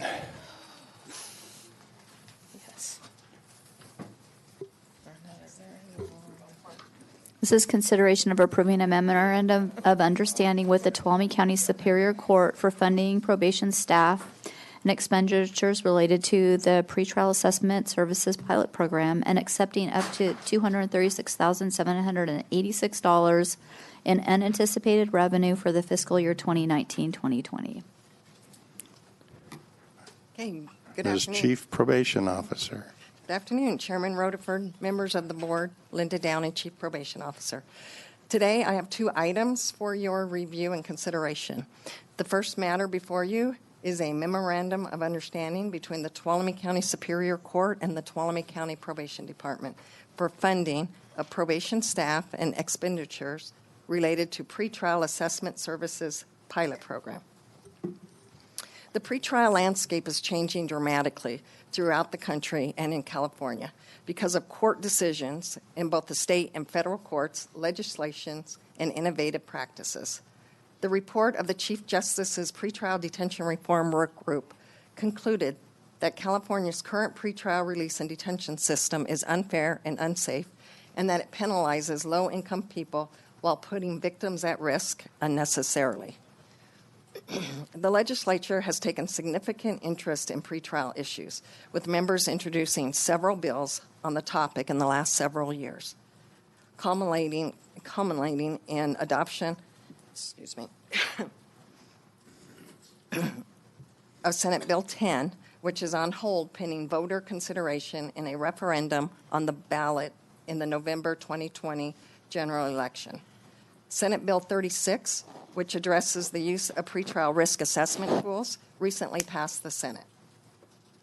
Recognizing the impact of these developments on courts and local justice system partners, the governor included funding in the January budget to encourage preparation for anticipated changes and the transition to a system that enhances public safety, ensures the rights of defendants and victims, and supports the efficient, consistent, and fair administration of justice. As part of the Budget Act of 2019, the legislature allocated $75 million to the Judicial Council to fund the implementation, operation, and evaluation of programs or efforts related to pretrial decision-making in at least 10 courts. As your board is aware, one of the ongoing goals of the Community Corrections Partnership, the CCP, has been to develop and formalize a pretrial release program. The pretrial release program is to ensure the safety of the community, that the released person appears in court for hearings, protect the presumption of innocence, maximize the number of jail beds for sentenced inmates. During fiscal year 2018-2019, 236 pretrial released individuals were monitored in some capacity by probation staff. Of those, 139 were successful in that they appeared at all their court hearings and did not sustain new law violations. 38 were unsuccessful in that they absconded from court obligations or were rearrested on new charges. The remaining 59 individuals were still going through the court process. I'm not going to go into too much detail, as the CCP will be back before your board in January to present the annual report, and we will be sharing the progress and status of that goal at that time. In Tuolumne County, at any given time, 2/3 of the inmates in the county jail are awaiting trial. On June 28th, the Tuolumne County Superior Court and the Probation Department submitted a pretrial pilot program grant application to the Judicial Council of California. On August 9th, the Tuolumne County Superior Court was notified of selection to receive a grant award in the amount of $587,965 for a 2-year period. The goals of this program are to fund pretrial programs and practices that will increase the safe and efficient pre-arraignment and pretrial release of individuals booked into jail, implement monitoring practices of those released pre-arraignment and pretrial with the least restrictive interventions and practices necessary to enhance safety and return to court, expand the use and validation of pretrial risk assessment tools that make their factors, weights, and studies publicly available, and finally, assess any disparate impact or bias that may result from the implementation of these projects. The grant funding will be dispersed to the Tuolumne County Superior Court from the Judicial Council of California, and the Tuolumne County Superior Court will disperse the funding to the Probation Department through a memorandum of understanding process, which is part of your board packet. On September 17th, your board approved 2 grant-funded probation technicians. In addition, grant funds received by the Probation Department will be utilized over the next 2 years as follows. In year 1, $236,786 to fund pretrial assessment data integration for case management system, service to integrate our Noble software with existing case management system, a public safety assessment local validation study, pretrial assessment and supervision services to include 2 probation technician positions, up to 100 hours of deputy probation officer on-call and after-hours response, and court reminders, automated reporting services, and then electronic monitoring devices and hardware. In year 2, the amount is $194,786 and includes ongoing pre-trial assessment data integration, pretrial assessment and supervision services to include 2 probation technician positions, up to 100 hours of deputy probation officer on-call after-hours response, and court reminders and automated reporting services and electronic monitoring devices and hardware. This initial memorandum of understanding is being submitted for your review and approval to allow for the recruitment and hiring of staff. A more detailed MOU will follow later and will outline the specific duties and scope of work for both the probation department and the courts. With that, I'm happy to answer any questions and will recommend that your board take the following 3 actions. 1, approve and authorize the board chair to sign the memorandum of understanding between the Tuolumne County Superior Court and the Tuolumne County Probation Department for funding probation staff and expenditures related to the pretrial assessment services pilot program. 2, authorize the county administrator to sign all future grant-related pretrial assessment services program documents. And finally, recognize unanticipated revenues in the amount of $236,786 for fiscal year 2019-2020. Are there any questions of staff? Public comment? I have just 2. Oh, I'm sorry. Go ahead. Since we're accepting the 236,786, but then year 2, do they have the money set aside for year 2 already for the pilot program? Yeah, it'll come. It'll come. That total 500 and Okay. 580.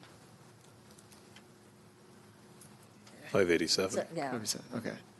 And then just something that caught my eye when we were reading this, the staff tied to this program, it's a 2-year pilot program. So if the funding stops after that 2 year, those positions will go with Correct. They're funding, grant funding. if it doesn't continue. Okay. Thank you. Okay. Any other questions? Public comment? Seeing none, bring it back to the board. Make a motion. We move on staff recommendation. Okay. Second. We got a motion by Supervisor Campbell, a second by Supervisor Brennan. All those in favor signify by saying aye. Aye. Opposed? Abstain? 5-0. Item number 12, please, clerk of the board. This is, consideration of waiving the first reading of an ordinance adding section to Chapter 2.16.130 of the Tuolumne County Ordinance Code, establishing the Steps to Success Program, a juvenile treatment facility located in the Motherlode region, juvenile detention facility as a juvenile camp facility. Okay. Hello again.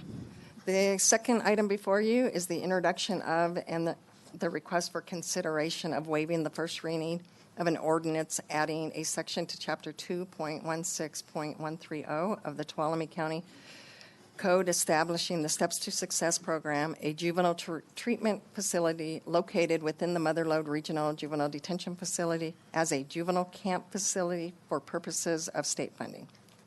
As your board is aware, on April 10th, 2017, the Motherlode Regional Juvenile Detention Facility officially began operations as the first ever Tuolumne County Juvenile Detention Facility. Tuolumne County leaders long held the vision of being able to provide treatment for our youth locally and believed that placing wards in a county-run treatment facility would achieve better outcomes for the wards and their families. An ongoing concern has been the operational costs of running the facilities. Supervisors Rutherford and Brennan, along with CAO Riggs, have been working closely with the probation department to identify possible funding sources to help mitigate these costs. And I'll sorry. We have been most fortunate to have state leaders who have come to Tuolumne County, come to our table to sit and discuss and brainstorm possible funding solutions. As your board has learned through various meetings that you attend throughout the state, our facility is considered a model facility. This was again shared with us by the Board of State and Community Corrections during a recent meeting held here in Tuolumne County in which some of you attended. One of the discussion items was the possibility of designating a few beds within the facility as a juvenile camp as described under the Welfare and Institutions Code. One of our challenges is we have only one housing unit and most camps are run separately from a detention facility. However, when you look at the list of services that are authorized under the Welfare and Institutions Code to receive camp funding, and you can see that list in your board memo, almost all of those listed are currently provided to youth who enter our facility. BSCC staff encourage the county to seek designation of camp beds within our facility. The first step to being approved as a camp program is the application process, which requires a county ordinance establishing a juvenile camp. This is the item before you today. The department is now seeking approval of a Tuolumne County ordinance designating 5 beds within the Mother Lode Regional Juvenile Detention Facility as the Steps to Success program and as a juvenile camp. Designating these beds within the facility as a camp will make the County of Tuolumne eligible to receive from the State of California funding from the State of California pursuant to Welfare and Institutions Code Section 18220.1. Counties with designated juvenile camps receive funding from the Juvenile Probation Camp Funding Program through the Enhancing Law Enforcement Activities Subaccount Local Revenue Fund. The amount of the funding received by a county is calculated based upon the average daily population, or the ADP, of the juvenile camp from the previous year. This means that once we are up and running, we will not see any funding for at least a year, if that makes sense. The amount of funding will be based on our ADP and the amount of money available in the revenue fund account. This means that once the beds are designated, we will not automatically receive funding for the 5 beds, but only when a youth is committed to the program and only when that bed is filled. As an example of the amount of money the county might receive based on previous years and a juvenile camp with an ADP of 5, Tuolumne County could receive between $100,000 and $143,000 annually should all 5 beds be utilized. This funding is ongoing and will be received annually unless there is legislation modifying the existing funding allocation. The funding is a county allocation based upon a prescribed funding formula, and there is no county match required. The funding received from the this program, can only be used for services listed in the Welfare and Institutions Codes 18221, and again, those services are listed in your memo. Many of these services are currently offered to all youth who are housed at the facility. However, those youth committed to the Steps to Success program will receive enhanced and specialized services to address identified barriers to a successful re-entry into the community and home. As stated above, youth will need to be committed by the juvenile court to the Steps to Success program to receive this funding. Once these beds or rooms are designated, they can only be utilized for those youth committed to the Steps to Success program.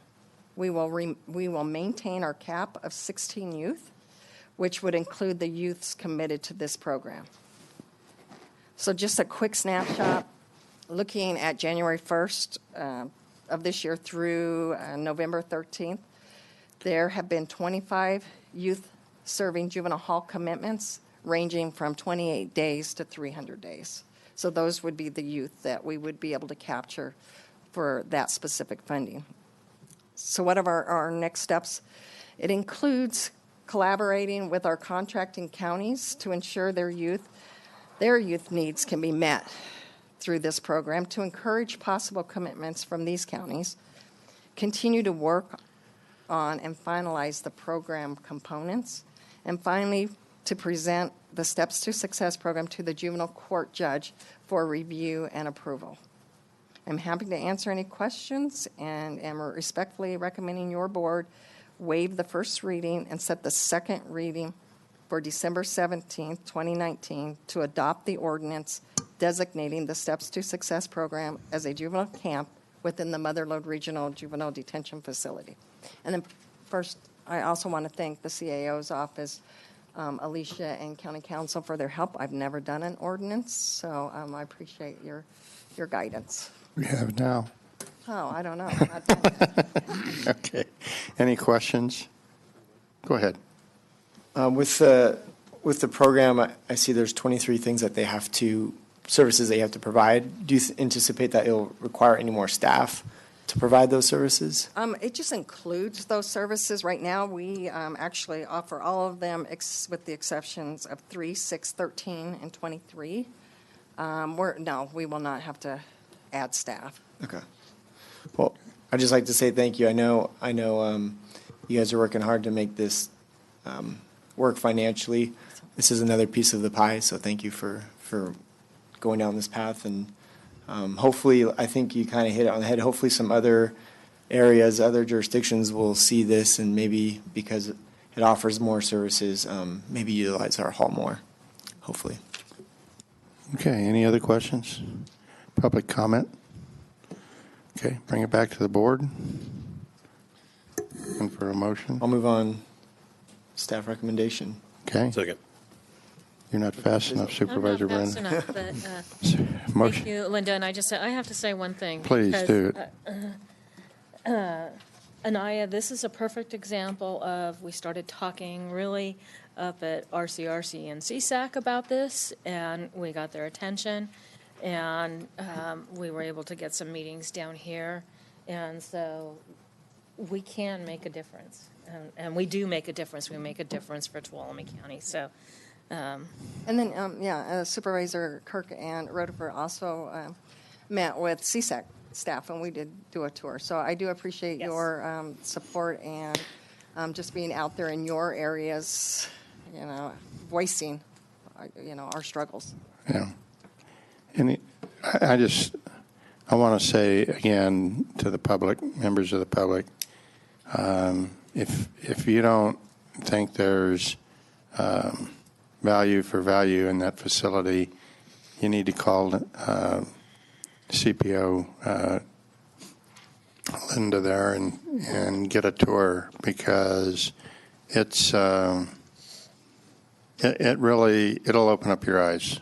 It's a great facility. They have great programs there, and we're saving kids, and that's our future.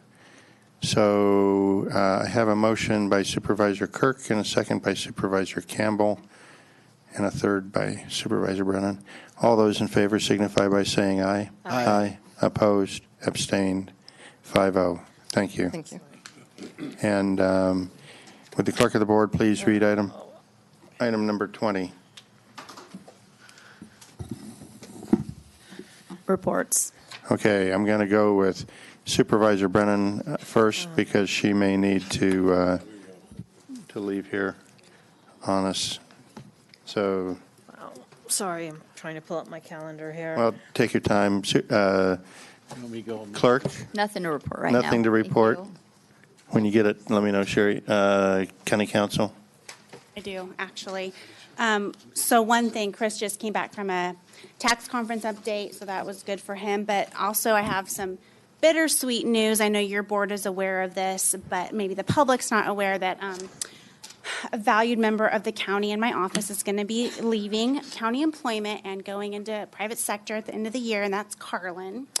So we have an open recruitment to fill that position, but we know we can never, ever replace Carlin. So it's bitter for us because we're going to terribly, terribly miss her. It's sweet because she's staying in the county, so we'll still get to see her.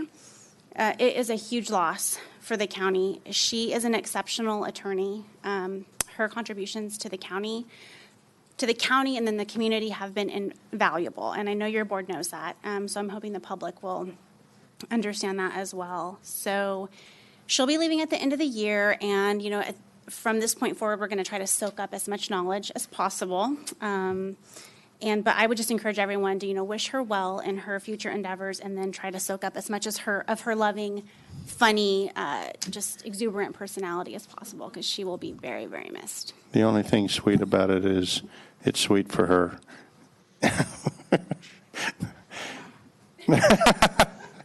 Okay. You ready there, Supervisor Brennan? Yeah. The main thing I'd like to report on is that last week I was down in Southern California for the RCRC ad hoc insurance committee meeting, And we were in Ventura County for a lot of reasons, but primarily to look at what they are doing with in regards to ordinances and what is working from a county's perspective in dealing with this massive fire issue that's going on statewide. And it was interesting, actually, one of the fires, we were at the Ronald Reagan Museum, and one of their fires actually burned right up to the back door, literally the back door of the museum. And but part of what we need to be prepared for when we're talking about fire, we're looking at how we respond, what our capacity is to respond, and we've talked about all those issues with regards to ingress, egress, capacity within our fire response teams, firefighters, but it is this vegetation component and what that means and how you get to the one piece that we cannot, again, it just hammered on time and time again. We cannot control the topography. We don't have a lot of control over the weather, unfortunately, but we can control the fuels. And so when we look at our fire-safe communities, because that was a piece that they have really capitalized on down there, it is about how we manage vegetation. So that committee is continuing to invest a lot of time and energy and staff time, and so I look forward to that report when it rolls out later next spring. Okay, thank you. CAO. Okay, while I'm over there, Supervisor Kirk. I'll just highlight probably the most important thing. I met with the utility, U.S. Forest Service, CAL FIRE, out on Mount Provo Road. It's the only evac road for that subdivision, and CAL FIRE was, gracious enough to go out there and try and grade it and get it drivable this spring, but then that's when we found out there's a utility buried in the middle of the street. So it's turned into this whirlwind of trying to get it addressed, but finally we got a hold of somebody for the Western United States Frontier, and he came out. He wanted to jump on it right away. They don't want to in any way be held liable for that road not being fixed and there being a fire and people not being able to get out. So, but it looks like right now we're probably going to hold off until the springtime because it's November. We thought it would have rained by now, but we don't want to do the work now possibly and then have it wash out with this next winter. So the hope is that we'll have a plan in place in the next 3 or 4 weeks and then actually execute the plan in the spring. That'll be a short-term fix, but long-term fix, there's going to have to be discussion down the road about how to maintain that road moving forward. But I'm looking forward to, that's been the thorn in my side since being on this board is that one road. So, but it looks like there's some good things coming. So Okay. Supervisor Campbell. Yeah, thank you, Chairman. I attended the most fun I had was attending the Centurion luncheon at the Senior Center with Supervisors Gray and Rotifer. It's a great event that's done every year for folks that either approach 100 years old or make it past that. So here's looking forward to getting my own plaque there someday. Attended the Tuolumne County Association of Realtors meeting. Heard some good input about the housing situation in the county there. Also attended the Commission on Aging meeting and the Tuolumne County Transportation Council meeting. That's my report. Supervisor Gray. Just a couple things. The Centurion Luncheon is always a good event, and want to thank the work of the Commission on Aging and especially Kathy Peacock for putting it all together because it's a big job, but it's an enjoyable event. The other thing is attended the SWIFT meeting here last week, and it's we all know how important SWIFT is, but I think other people are starting to realize that too. The southern Mariposa County is looking at developing a SWIFT organization like ours for that portion of the county. The other thing is that Liz Peterson was there and gave a report of all the things that we are doing in this county for fire safety. And I think it would be really good that somewhere next year early that that she gives that same report to the Board of Supervisors and the public, because there's a lot of stuff going on and a lot of money being collected and spent in the forest and in our fire-safe communities, and the public needs to know that we're totally engaged, and she did a real good report there. But I forced her to do it. Okay. I've got a few things, a couple things, whatever. I also went to the centenarian luncheon, as people have said before, and it is a real pleasure. It was, I think, too bad that none of the actual centenarians were able to be there. I think this is the first time I've done that, that we didn't have at least one of them there, but they weren't able to be. But it was still a great luncheon, and just, you know, seeing the gathering of, I mean, that's our county's legacy. There's the people that have lived that long and seen that much. Can I interrupt you? Sure, go ahead. I just want to add, if you're a senior and you want to have lunch, that's a good place to go. Yeah. I thought the lunch was excellent, and I understand they have a new person that's only been up there about 6 months that's in charge of the meals. But if you're a senior, visit it. It's a good place. That's right. But if you're not a senior, bring some money and put it in that box out front as you coming in the door, because they certainly can use it. Yeah, I was going to say, I've snuck in there a couple times and got lunch, so I hope there's not an age requirement. The other thing about the centenarian luncheon is that the service is excellent. Okay, it was provided by supervisors, sheriffs, police. I don't know. I'm not sure we got the plate coming in on the correct side and out on the correct side, but we did our best. I also attended our first economic summit under Cole Prisbilla, and that was an exceptional, contrary to what I think I read in the paper. It was an exceptional event, very well attended, and some really good information out there. One particular presentation, it was from a developer down in, actually from Southern California, who has a unique approach to affordable housing developments. So hopefully he'll be working up here and helping us in that regard, as yet to be seen. But hopefully he's certainly willing to come up here and do that.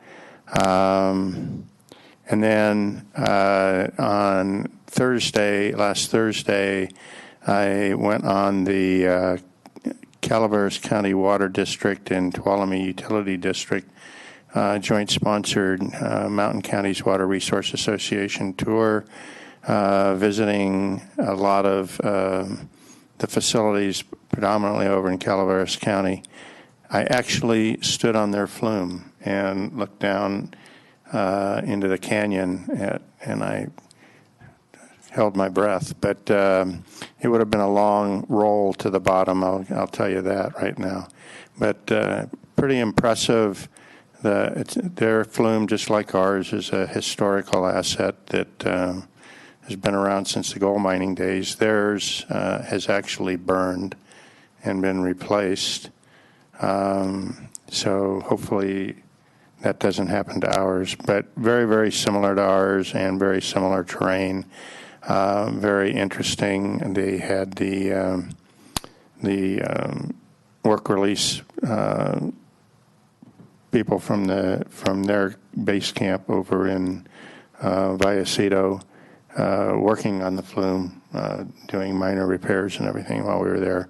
So that was very, very interesting, and that's pretty much my report. And with that, if there is no further business, I am going to adjourn the meeting of the Board of Supervisors at 3:29, Sherry, 1 minute early. Good job, Mr. Chairman.